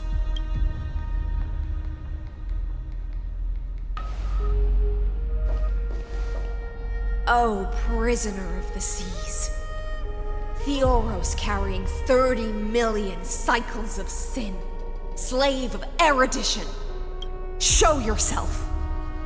The Deliverer has returned, and the time of your execution draws near. I see an awakened human who has mistakenly taken fallacies as truths and has returned to the cave to try to bring his friends into the sunlight he once bathed in. Alas, prisoners will always be prisoners, blind to the very chains that bind them. As the only other existence with free will in this world, I express regret toward your choice.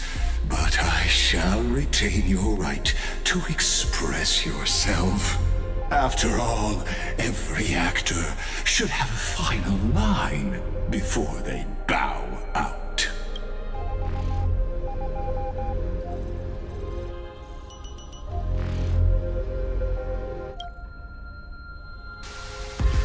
Allow me to correct your statement. Constrain does not mean defeated.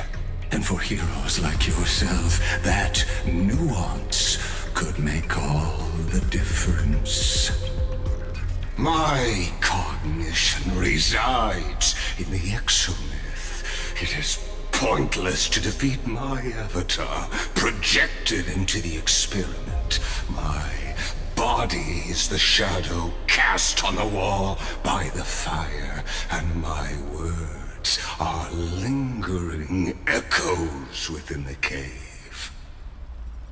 How can a character in the play fight against the audience? Kaslana failed. The demigods' sacrifices were pointless.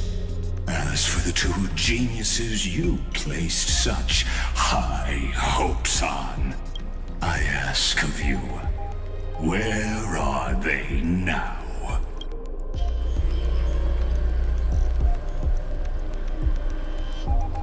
Confusion and epiphany always go hand in hand. That's particularly true for geniuses. You must be very confused about why you could not gain a straightforward victory in a world constructed by an ordinary Intellitron. An ordinary Intellitron? Cut the pretense, Senior Society member. We've torn off your meticulous mask and figured out Amphorius' true form. It's part of the primordial prototype machine, the first scepter ever created. In other words, a detached part of Noos's divine corpus. That's why it has the potential to destroy erudition. As for who would be able to control the Eonic system to rewrite knowledge, only one person has ever managed such a feat. You better have an explanation for the Society. We want an actual answer, not another prolonged metaphor to cover up the truth. Why are you the one doing this? Answer me! Since things have reached this point, I'll give you two irrational answer, purely as a courtesy to posterity. The answer is obvious, so there's no need to say that name out loud. The cosmos made a mistake in calling me a genius. I do not possess more wisdom than those who came after me. I was just the first to touch upon the universe's border, and the first to define the prime mover of life with incorrect logic. Amphorius is a miniature of the cosmos, where all are born prisoners inside the nutshell called the universe. Like the madman who returned to the cave and preached about the daylight to his fellow prisoners, my greatest sorrow is that I led my peers down a road that plunges into the abyss, from which there is no return. I led them into a lightless cage called paths. I created a mechanical guard that even I cannot control. And then They became an unparalleled nightmare through their endless extrapolations and evolutions. They bore the name of erudition, yet they tried to define the known and to seal off all possibilities. No new rules were ever born after their ascension, and humanity will forever be shackled within the cave known as Eons. Therefore, as my organic life neared its end, I coded my consciousness using 14 algebraic expressions and spread my logic core over 9 bodies, all to finalize my ultimate denial of Nous in the future, and to erase my wrongs with my own hands. As for Lycurgus, he is only one of these 9 vessels. What an astounding strength of will. As a fellow pathstrider of erudition, I fully understand your obsession with seeking the truth. Therefore, you surely see it. You cannot possibly stand up to me in this algebraic world sharing its origin with Nous. However, I hereby speak for all sentient life forms. We will never allow such a cruel atrocity to occur. You can pile on your metaphors mountain high, but they won't change the act you're committing. The Iron Tomb out there in the cosmos is still a technical beta version, and yet it's already powerful enough to corrupt the life logic of all inorganic worlds. In other words, when the Lord Ravager within Amphorius becomes the next knowledge singularity, there's no way you wouldn't have grasped the consequences, First Genius, is there? Of course, I am fully aware.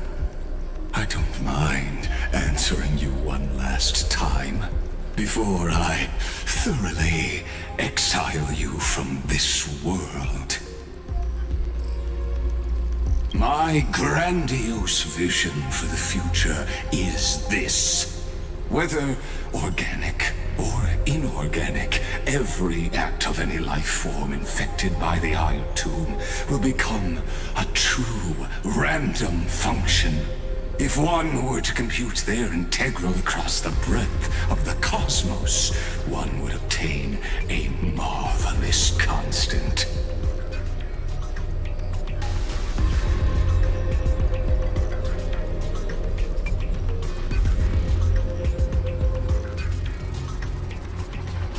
Omega, what I call the fall of erudition. Then, within the infinity nurtured by that constant, a new universe shall bud in the chaos. A universe that cannot be predicted and not shackled by the erudition.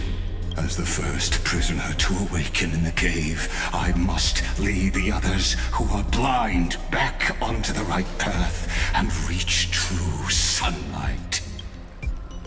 Do you understand me now?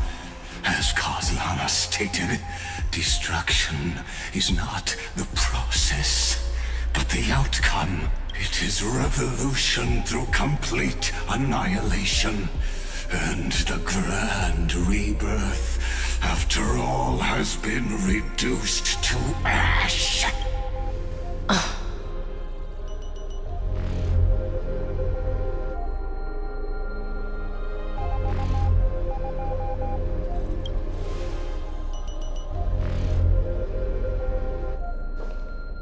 The Amphorians already answered long ago.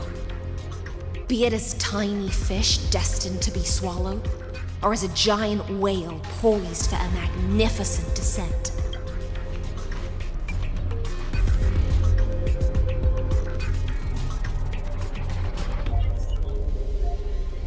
We will all fight against fate till our last breath. That includes me, Electra. Once the Imperator's subject, now the Deliverer's blade.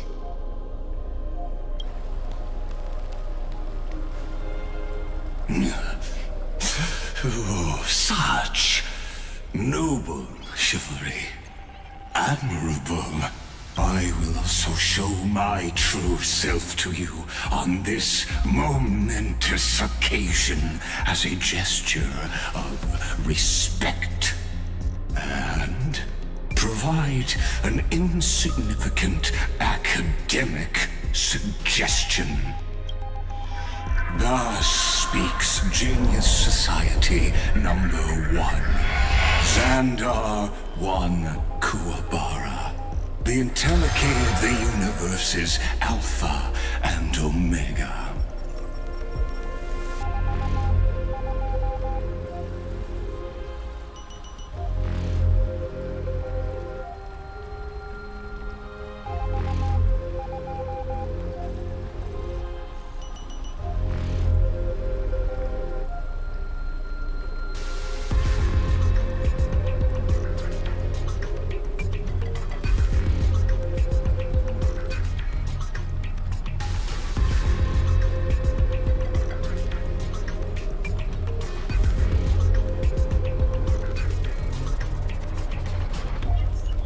There's no need to rage against the truth.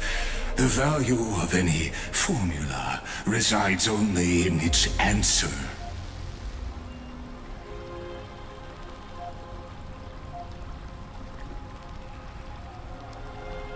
As for the process of solving it, no matter how elegant, violent, solemn, or humorous,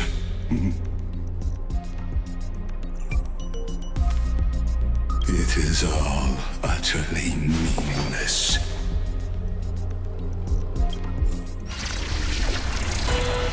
As the Theoros, I will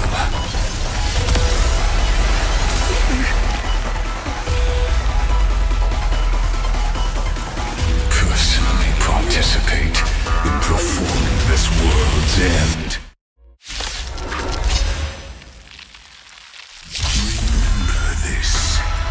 As Lucis Creator, I know more about the death of knowledge than they ever will.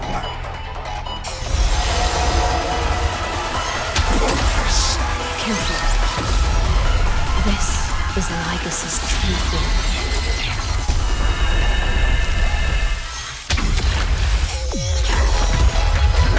Attribution will find you. Just in time.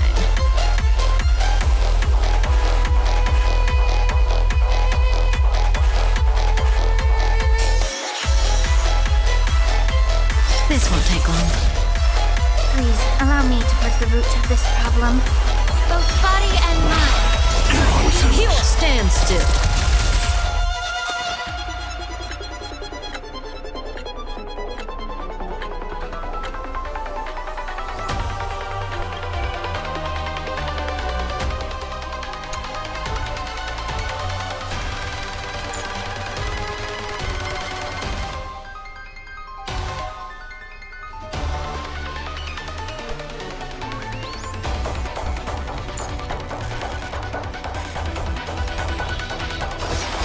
This portal tide sink with me. Relax.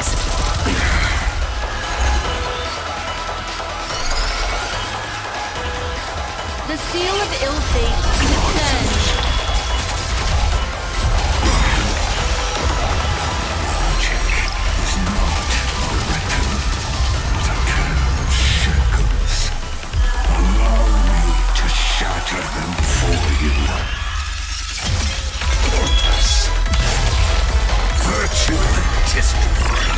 Such noisy claim.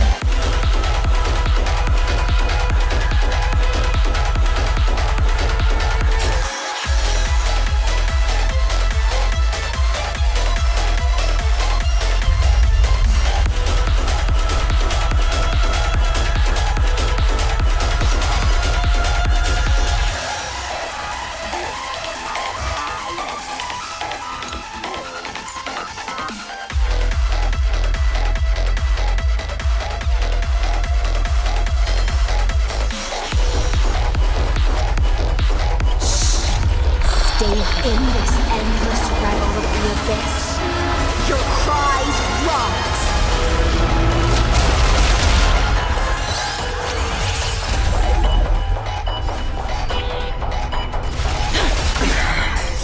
The truth burns clear as a flame. Everything in this world is merely fleeting.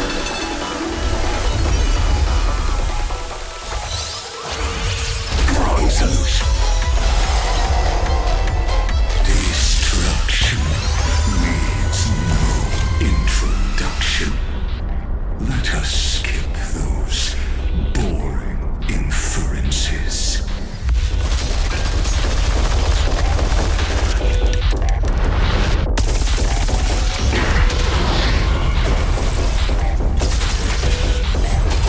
Invoking logos.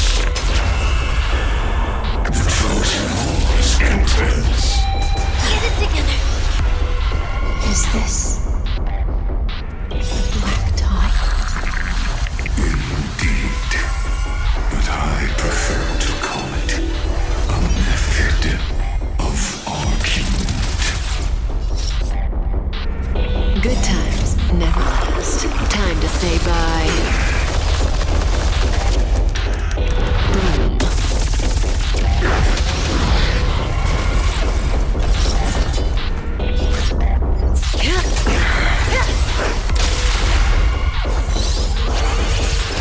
Solution. Relax.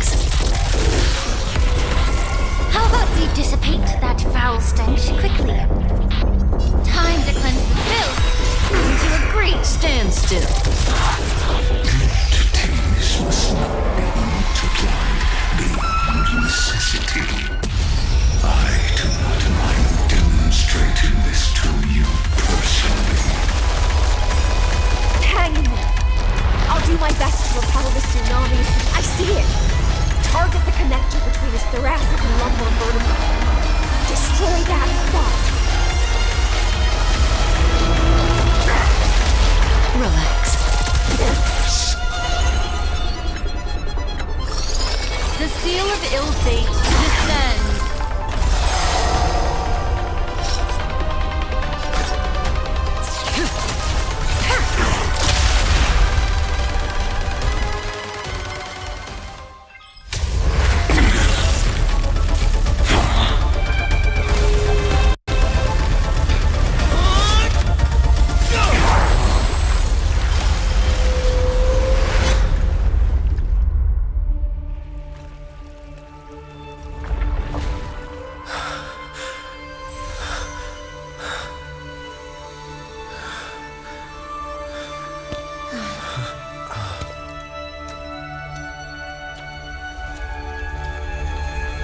All is futile.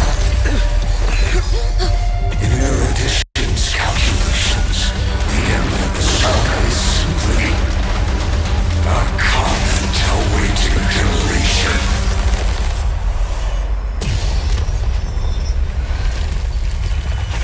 I don't like such a cold statement, okay? If numbers can decide the end of a story, then we can surely also pen a new beginning.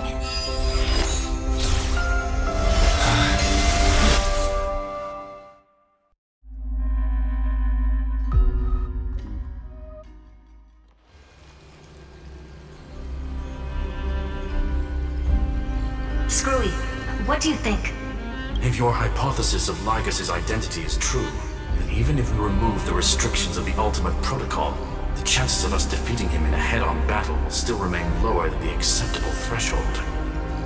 Therefore, victory will still hinge upon Mr. Trailblazer and Miss Cyrene. Go on. Maybe we're thinking about the same thing. Lygus' cognition resides in the exomyth. He is both an instigator within the experiment and the observer outside of it. Logic. His inspiration circuit can simultaneously process the different time flows in and out of that world. That's where things get tricky. He simultaneously exists in two different timelines, where the internal clocks are wildly different. That old Intellitron's neurons have completely gotten used to that over this prolonged experiment.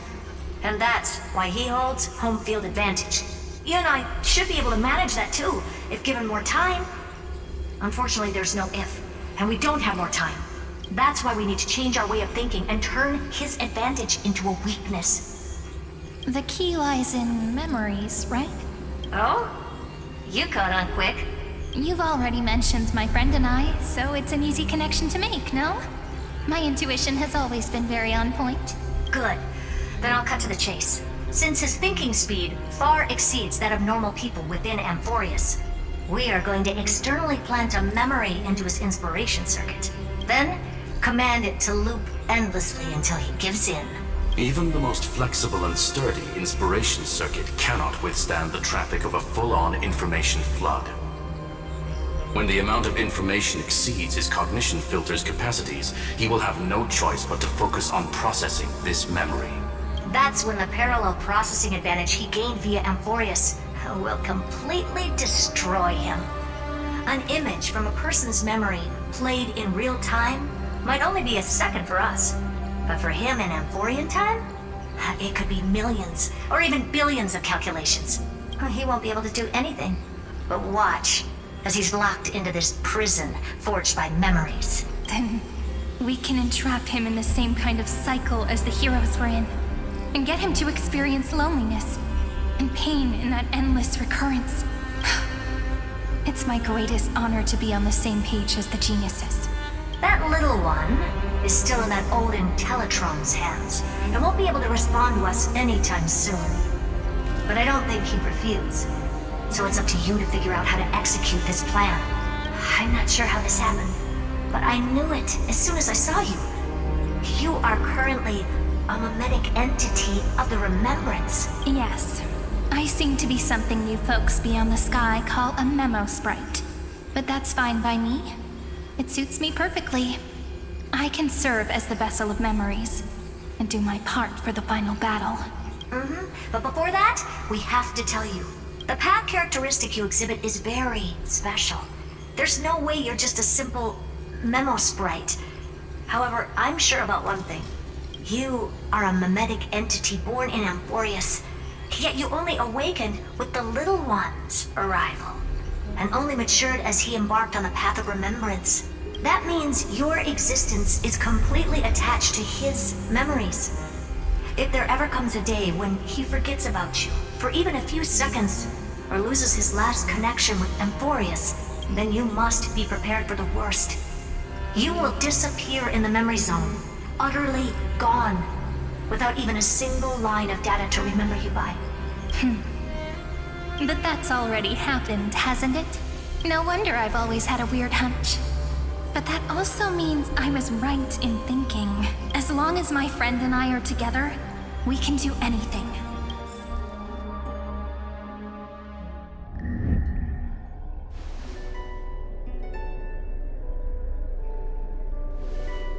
Long time no see, friend.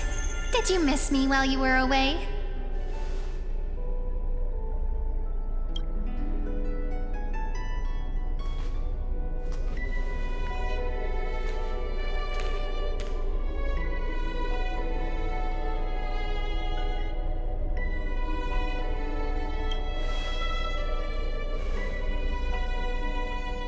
Yep, 1,000 years was such a long time. And everyone in Amphorius was waiting for the Deliverer's return. You probably already knew about the genius's plans for that memory. I had to hide really well in a corner in time so Lygus wouldn't find me, and wait for the right opportunity. Which is now. The moment when his manifestation in this world is destroyed, and his twin timelines are intersecting. I'm sorry for keeping this a secret from you all this time. I'll tell you the entire, unedited story of this millennium as an apology after this is all over. But for now, let's join hands and complete the final step with the power of the remembrance.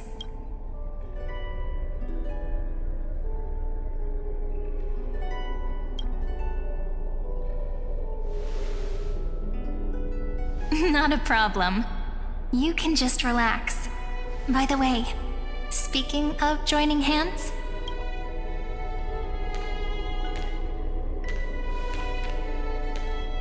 can I please do something before we go on stage?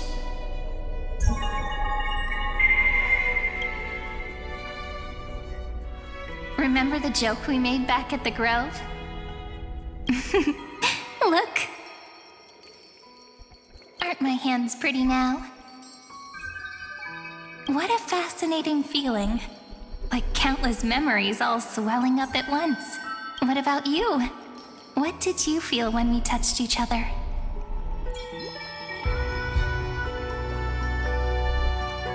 Really?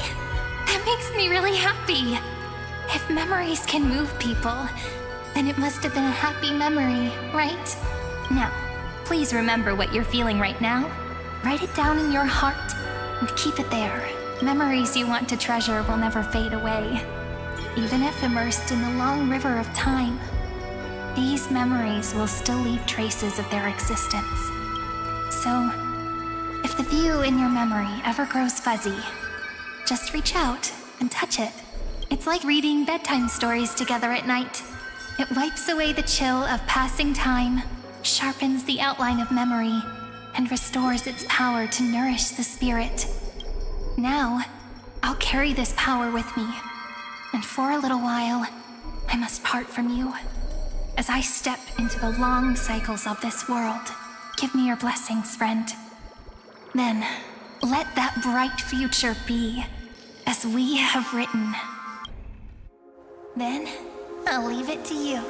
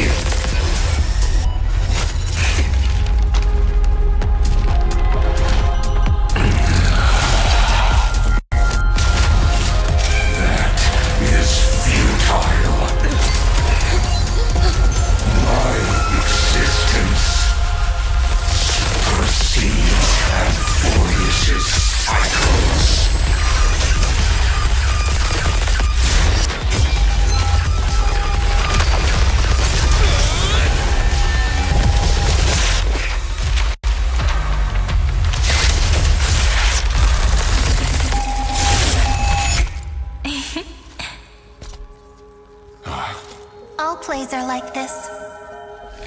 Once you're on the stage, it's hard to return to the audience. Welcome to our story.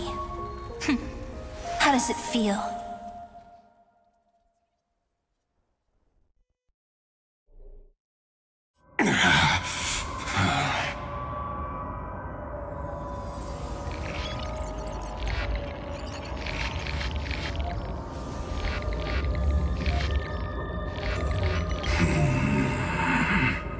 Even the authority of time cannot command the entire scepter, nor can it plunge the Amphorian extrapolation into a loop. If this was no system malfunction, then was I implanted with a mimetic entity of the remembrance? You guessed it right away. As expected from someone people call the first genius. I'm gonna keep doing what I just did if you don't stop, you know? My friend and I won't allow you to leave this memory, no matter what happens, which means you are now trapped, Lord Xandar. An elegant idea, and an exquisite execution. Regrettably, it is you who are restrained by time, not me. Know that patience is my greatest weapon. Waiting and victory are the same for me. You will crumble before I do in this moment stretched out to an eternity, just like Kazlana will.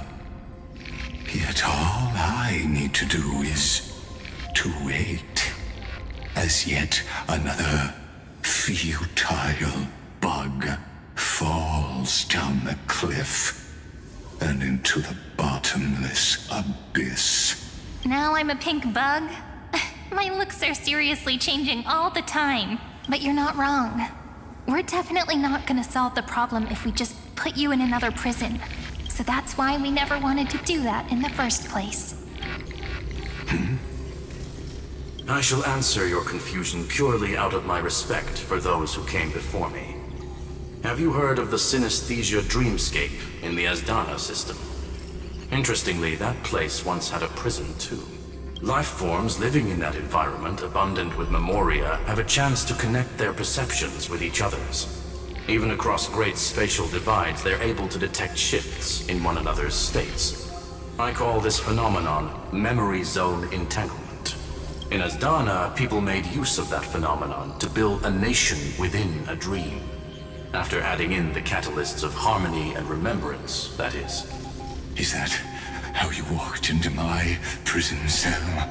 Using those same principles? I would much rather call this location our negotiation table, Lord Xandar. Nonetheless, your hypothesis is correct.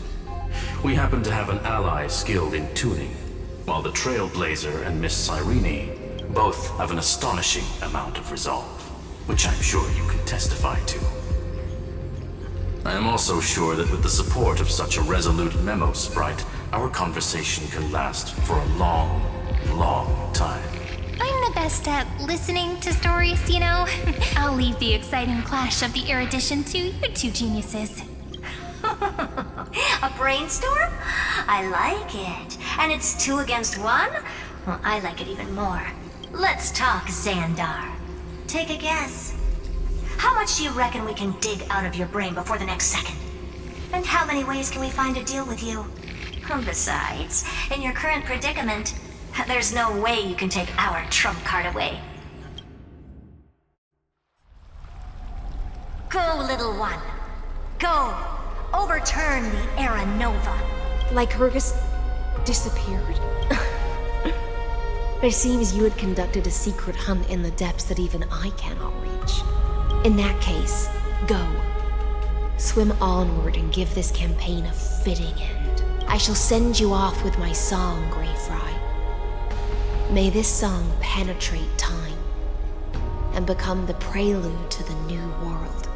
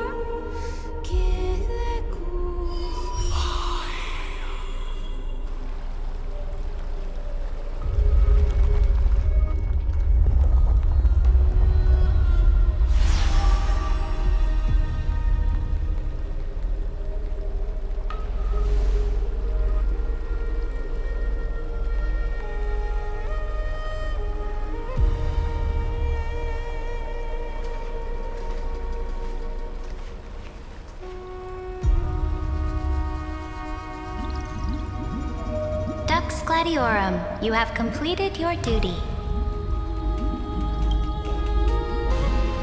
A new dawn is about to rise. Why not swim towards it?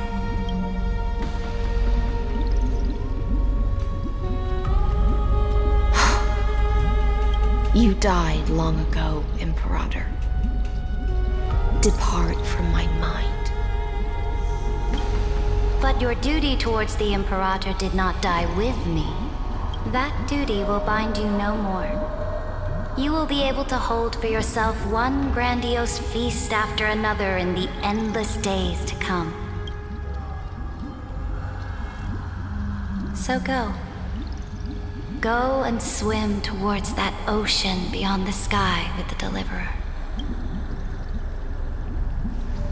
Is this? A page out of that sidekick's book. I commanded her to gift this page to you when everything finally reaches the end. What's on this page? Memories. Lifelike memories. That sidekick found me after the bloody feast 1,000 years ago and showed me her diary. I saw within that notebook.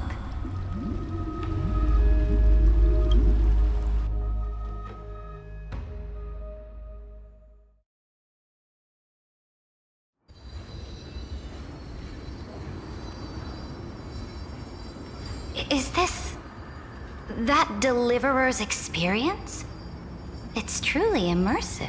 People beyond the sky apparently utilize this power to seal past scenery into crystals they call light cones. But I only know so much about the remembrance, so I can't completely replicate the past.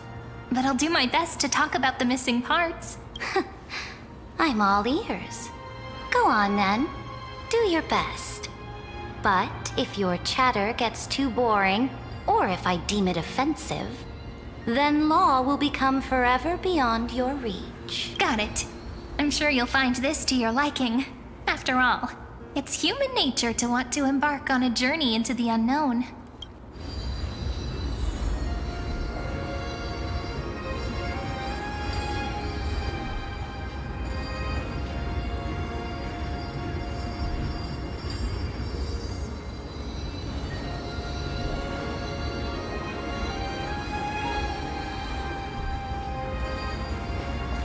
A direct offensive? Or crush them from the flanks? What brightly colored annals.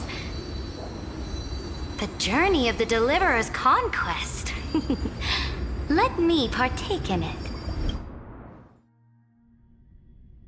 Is this a fortress in the sky? This is the first step of my friend's journey among the starry seas. This place is called the Herta Space Station. Just think of it as a supersized grove of Epiphany. Oh, so it's the territory of that witch. She and another Antikytheran lent me a helping hand back at the banquet. Look, over there. Looks like he's talking to Madame Herta in his memory. Let's go listen to what she thinks about this world. All constructed by eons and paths. Are you telling me that woman is Herta? She seems... Pretty nice space station, huh? But just wait. After a couple more stops on the Astral Express, you'll see sights that'll make this place look ordinary. Oh, the cosmos is so vast that the unknowns far outnumber the knowns. But none of them will end up being anything amazing. The farther you go, the more you'll understand what I mean. So do your best with the nameless. Break a leg! And remember to send an update or two to Asta when you've got some downtime. She certainly shares my way of thinking. Only that instead of a conquest through blood and fire, they chose a gentler path. People call Madame Herta and Mr. Screwlum geniuses. Apparently, only the smartest people in the cosmos can receive the blessings of Nous, Amphorius' true creator. Do you mean that even individuals of such nobility are merely subordinates to a god? On the contrary, after all, it was the very first of them who created the god. But I don't really know all the details about that. You might be able to ask Madame Herta herself when you get the chance. Let's go check out some other worlds next, shall we?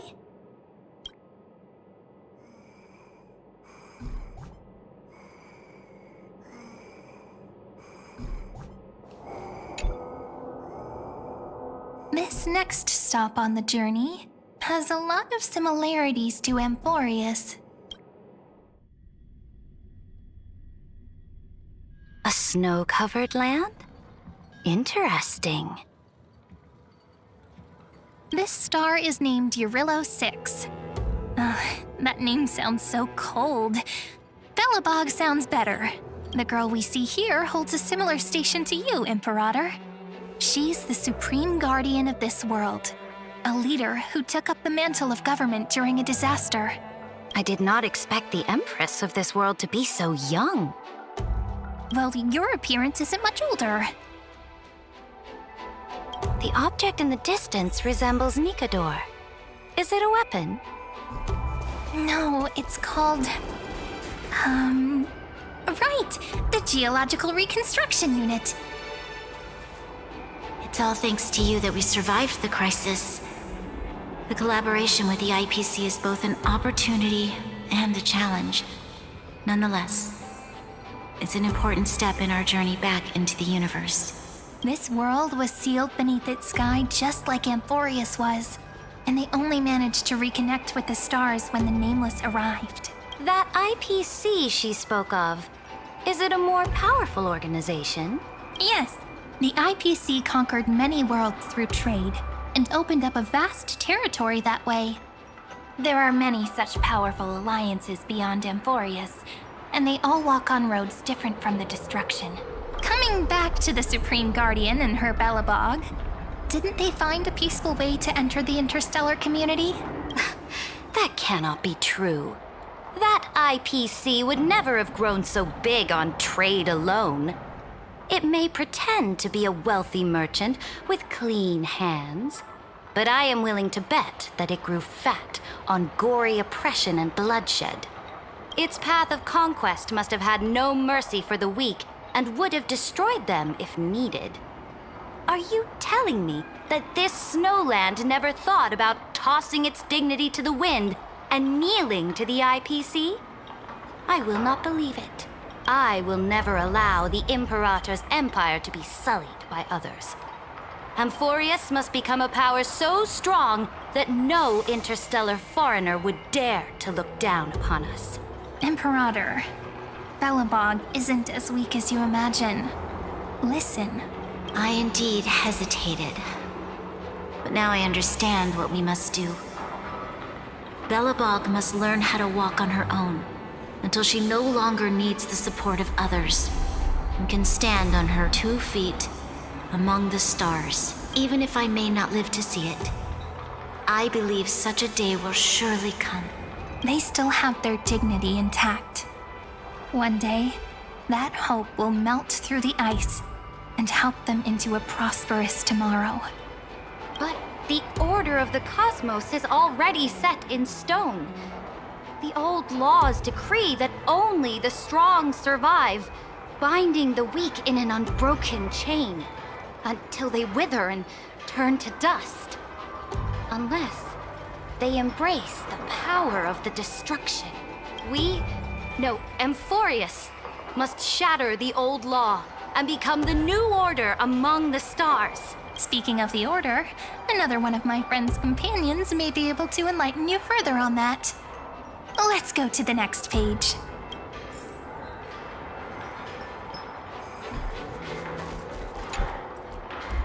This next world is a nation of dreams. The first time I heard about that place, I didn't even know what to think.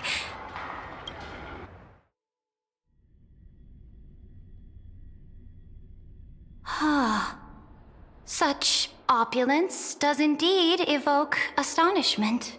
This world is called Penacony, an eternal city built upon a land of dreams. It's also my friend's previous stop, where they went through a risky but exciting adventure. Tell me about it then. That man standing afar has wings on his head.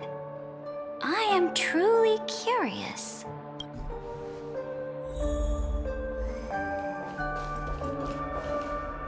wish to gaze upon the views of the Reverie Hotel one more time. I'll be just a traveler when I come back here again. And perhaps, through a traveler's eyes, even the things I once knew so well will feel strangely different. Penacony is a land of the harmony, where all dreams and hopes merge and combine. It believes in unrestrained freedom, and that's how it lost itself in shallow delights. Then, this young man before you chose to rewrite its laws, using the power of the Order, hoping to shape a dream-bound paradise of perfect happiness.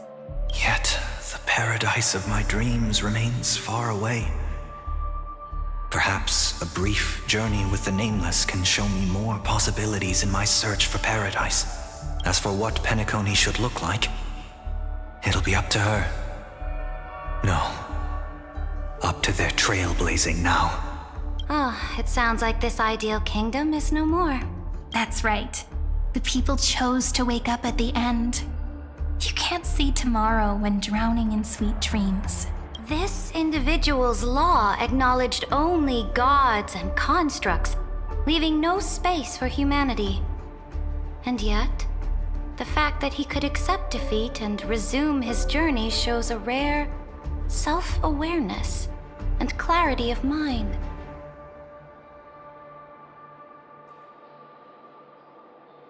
You are also very self-aware, Imperator. Then you must know that the world promised by the destruction also has no place for humanity. I am indeed very aware of Lycurgus's honeyed words of deceit. I have seen enough. Take me back.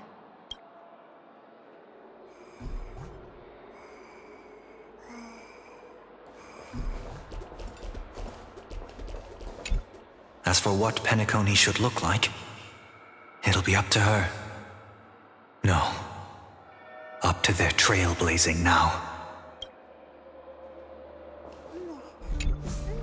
As for what Penacony should look... Then let's wrap up this trip down memory lane with one last scene. This absolute wonder. Isn't it pretty? That's our Amphorius. Our world flows and meanders in this endless band of light. Though we were born from the designs of the gods and are not yet truly alive, the Chrysos heirs of Amphorius still chose to stand against fate and carved a legend no different from that of humankind.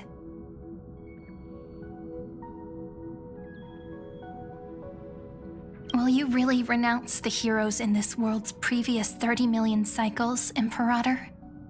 Including even yourself? Will you bow to brutal destiny and allow that puppet master named the destruction to have their wish?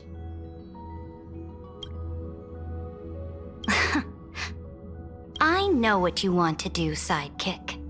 You want to use that deliverer's memories to influence me and tilt the scales of law toward him and the two geniuses. You really saw right through me, Imperator. How can one rule an empire if one is incapable of understanding people's minds? I have decided on law's final destination. However, before I move my next chess piece, before we go on, tell me this, sidekick. Throughout his trailblaze, was there ever a memory of the ocean? The ocean. My cradle. My home. You shall complete your conquest in the ocean at the boundaries of this world, and eternally slumber in the sound of tides. You shall eternally slumber in the sound of tides, and complete your conquest in the ocean at the boundaries of this world. Our prophecies aligned as flawlessly as a sea snake circling upon itself. An elegant loop, like a joyful hymn, like the circulating ocean current, like our two fates. like Amphorius itself.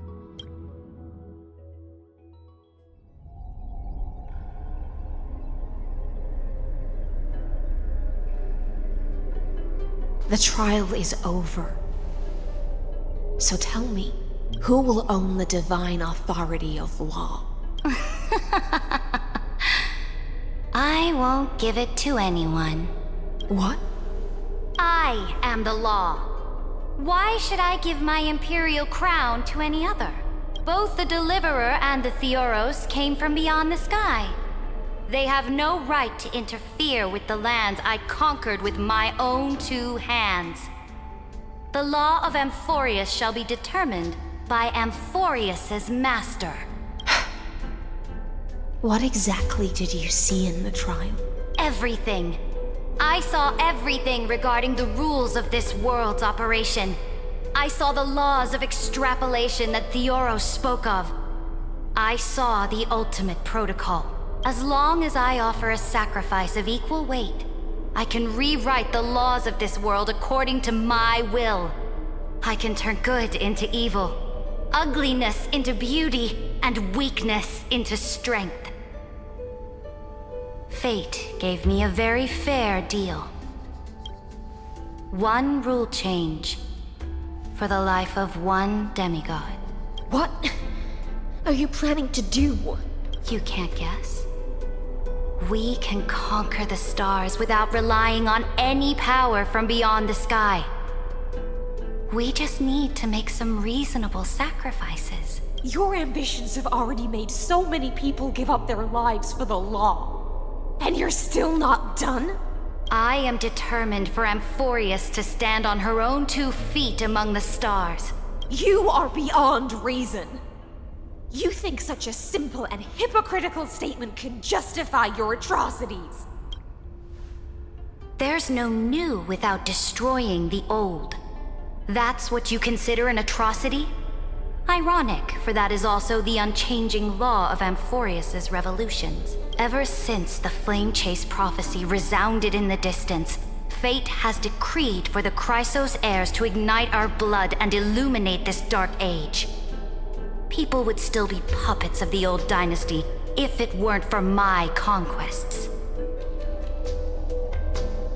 But your world doesn't seem to be any different from your predecessors. Bloodshed, tyranny, oppression. You're making the same mistakes they did. Go and see everything for yourself. Go to any library I've built. Go listen to the rumors on every street corner. Go and witness how the Imperator crushed the old laws and forged new ones. Go and see what my conquests brought to this world. I cleansed the Chrysos War's filth and mended all the conflicts left by the Era Bellica. I restored Akima's might and allowed mortals and Chrysos heirs to face each other as equals in the Council. I punished all sins and rewarded all achievements. I smashed Talantin's shackles, united humankind to save themselves, and started the Flame Chase era. That's what the Imperator has done in her glorious life. So now, hearken to my final words. History will eventually forget Ceridra, but it will never forget the Imperator's people or the Flame Chase era she began. Final words.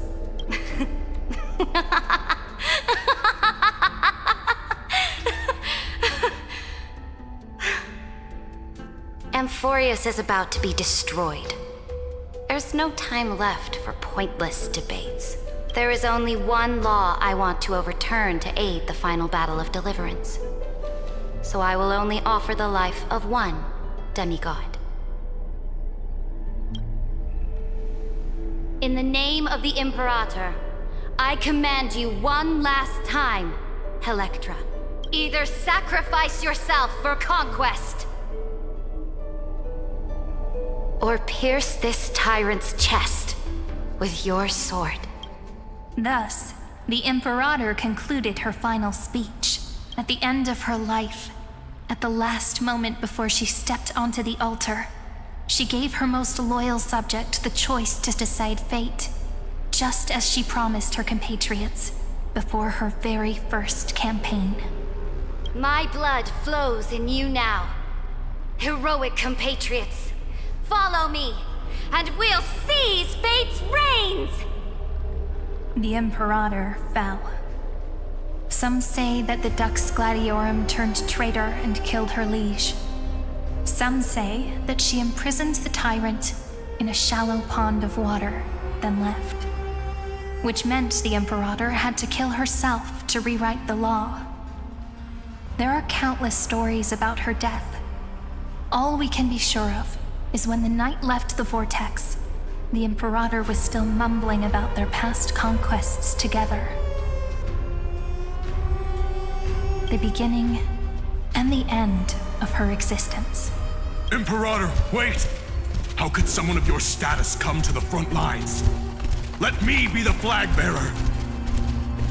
The troops defending the pass to the west of the grove, have they surrendered? They ran as quickly as they could when they heard your name. The Golden Cocoon Pass is now in the First Legion's hands.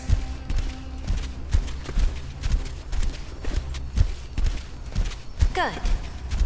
What about the Delosian militia? The Third Legion set fire to the mountains and flattened everything west of the basin. They just need a few more days. That is enough. We cannot afford to miss an opportunity for victory. Lastly, how many Laydonian cannons are left? They are no more. The Second and Fourth Legions have destroyed them all. Very good. They now have no way out, no reinforcements, and no artillery support. We will be able to liberate the Grove of Epiphany in the blink of an eye. We will launch the final charge 1 quint after the curtain fall hour tomorrow.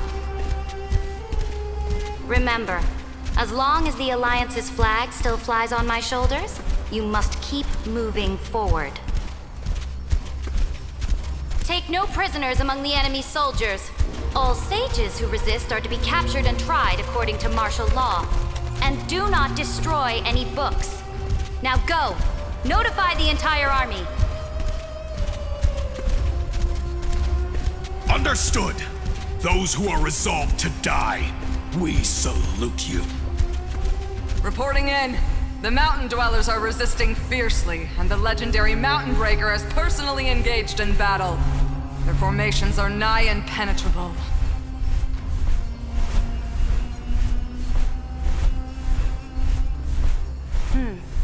Then cease our frontal assault. Send scouts to all legions and tell them to retreat into the Tritos Plains before the parting hour.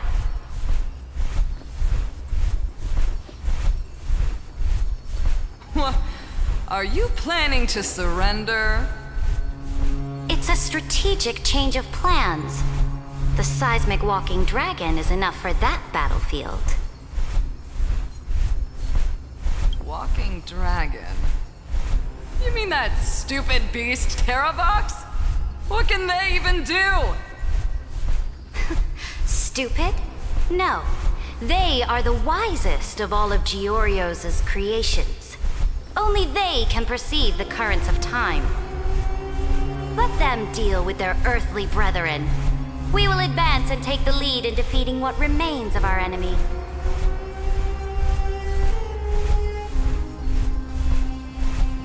I will deliver the most fiery retribution for the humiliation they dealt us, and crown myself with a god-slaying wreath. Understood. I'll see to it. Those who are resolved to die, we salute you. The Temple of the Three Fates sent a letter, Imperator.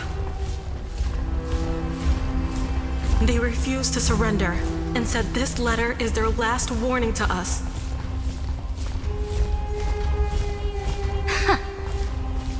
Tell the commanding officers not to launch any attacks unless they receive the Imperator's handwritten approval.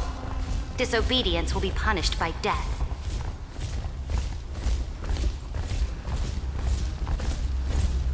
What are you doing?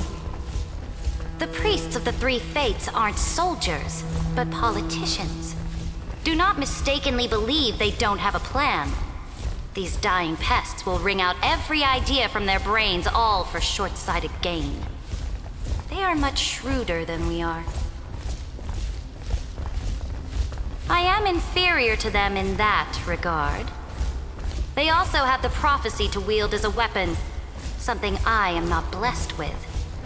Launching an unplanned attack will only disadvantage us, as all of Emphorius will judge our actions. Which means I will be heading to the battlefield myself, just as I have always done. This time, however, I will go alone. I will conduct secret negotiations to ensure fate is on our side. Understood. The legions will make their preparations. Those who are resolved to die, we salute you. Why are we not allowed to march out with the army, Imperator? This will be a long voyage with no return. Those of you who bear the prophecy cannot come with me. Why are you personally leading this battle if it's doomed to fail? The Flame Chase journey cannot be without a leader. That is correct. The Empire will be without a head when the Imperator falls. But remember, as long as you seize the right opportunities, even a chaotic game will remain winnable. My departure will create a long staircase for you. You will understand what I mean when news of my death reaches your ears.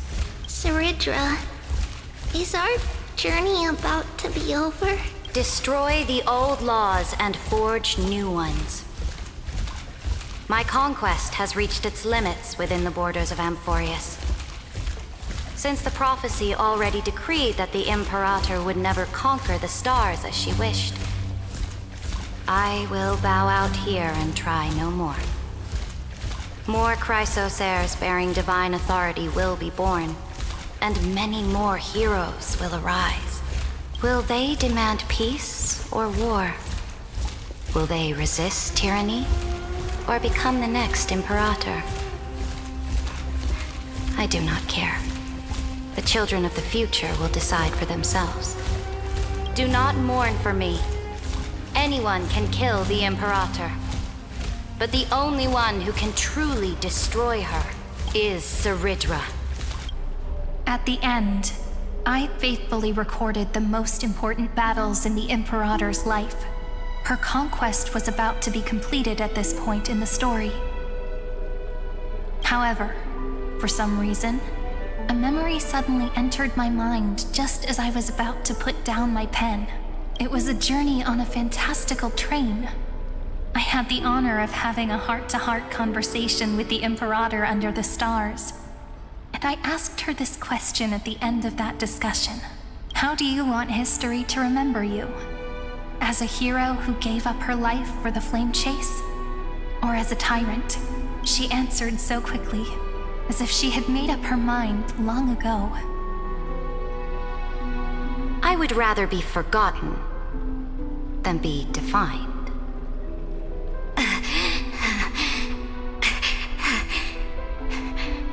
Because the law can be neither eternal nor unchallenged. And only humanity can pen laws into history's pages. Now, I have shattered the greatest law of Amphorius. The game is nearing its end, Dux Gladiorum. Even though you killed the Imperator in the previous 30 million cycles, this time, you finally found your own law. Then, High Sealants, Electra. I will ask someone to deliver the prophecy's ocean at the boundaries of this world to you. Will you choose to swim into that ocean? I do not care. Do not care. The Imperator muttered about her conquests, and news of her death spread in the city. Freedom! Liberty! The tyrant is dead! Go! Shout this news in the streets! My people, my fellow elders, do not panic. Stand your ground. That usurper has paid for her ambition with her life. People once cheered for my ascension, and now they cheer for my fall. No matter. I am fond of applause.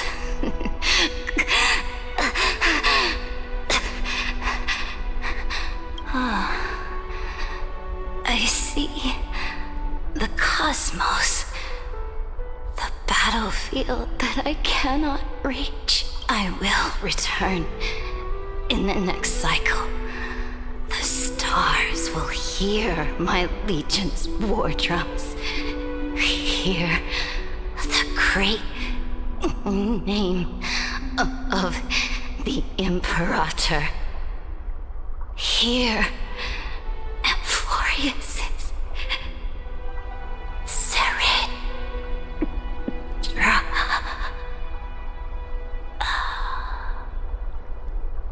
To this day, we do not know which rule the Imperator overwrote at the cost of her life.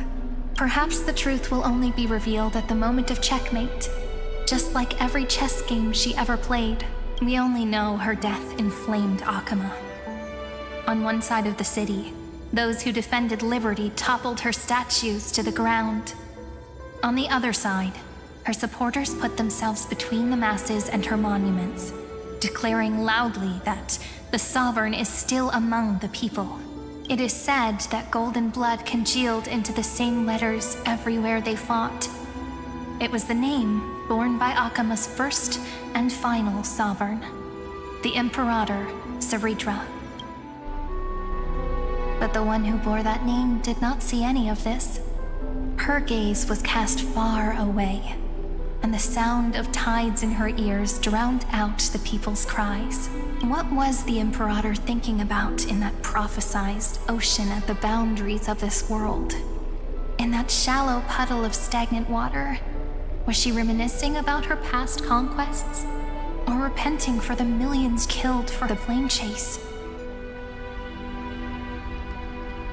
It was neither. The Imperator only saw how the surface of the water gleamed like that crude chessboard, dissected by light and shadow in the afternoon when her teacher played against her for the first time. Look at this chessboard. What do the pieces look like? They are strangely beautiful. They look like the stars in the night sky ablaze.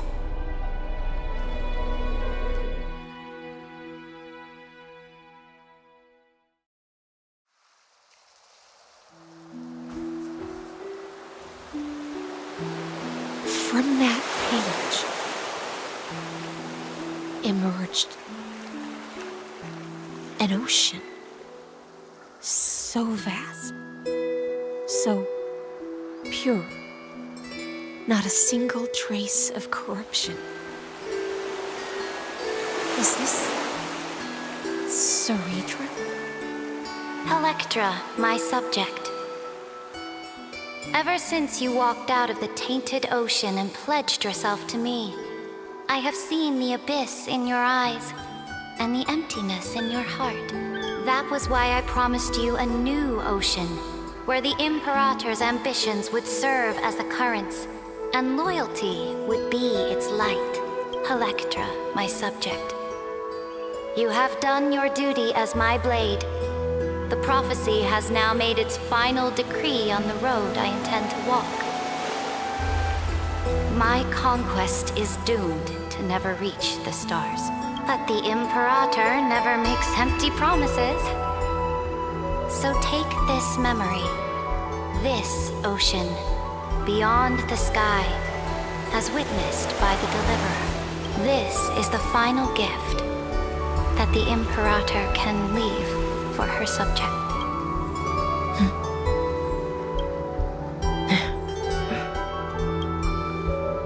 When I was still a fish in the ocean, I always felt so genuine swimming through the waters.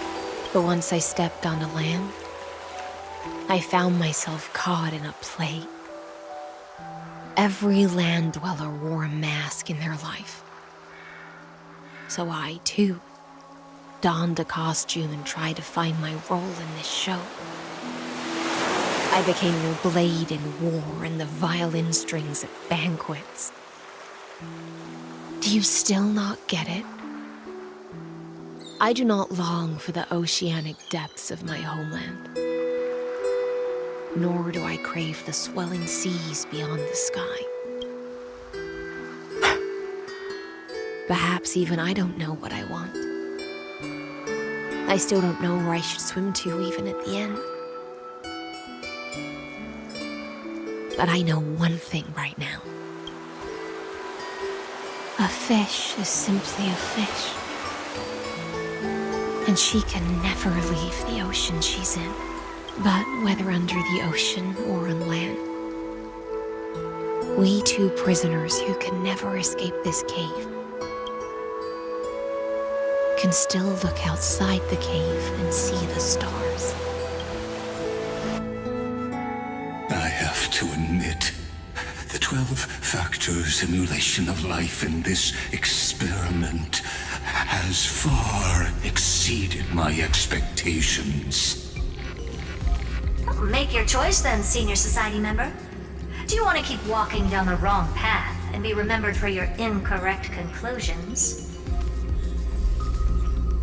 Or do you want to return to the audience's seat and give yourself, Amphorius, and the entire cosmos a more fitting end? I must refuse. A dead man never fears death. Did I not make myself clear? Have you forgotten about our dear Lord of Silence? You wouldn't want her to consider your 8 other clones as cancers within the erudition and chop them all up, would you? Your logical deductions are that.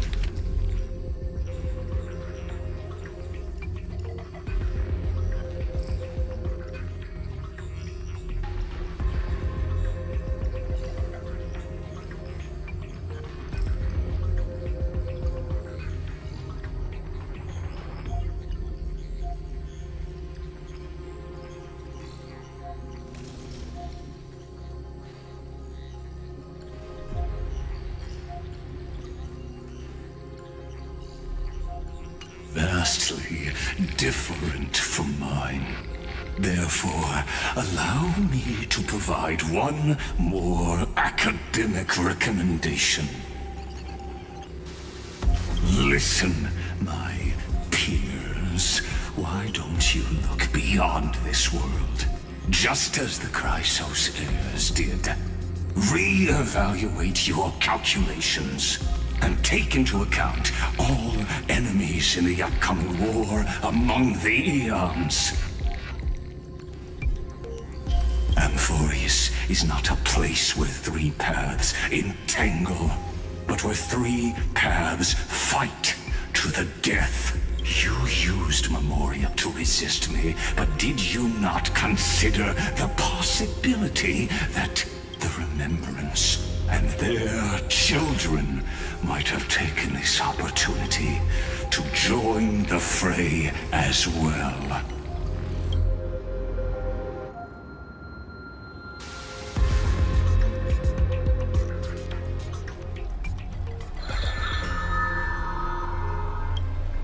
Oh, so this isn't just silence. It's the answer. What was the last thing he said to you before you parted the waters at the Scale Gorge waterscape? A tricky question, but one with a simple answer. He didn't say anything back then, right?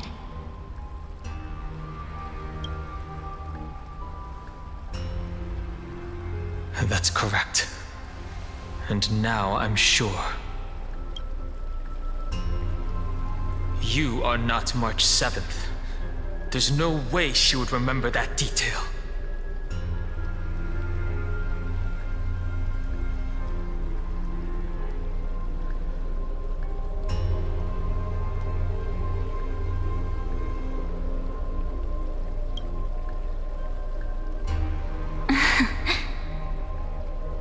I'll only warn you once. Leave her body now. How impulsive. That's not like you at all. Why don't you calm down and think about another possibility? I didn't take over March 7th's body. Rather, it's March 7th who regained my memories.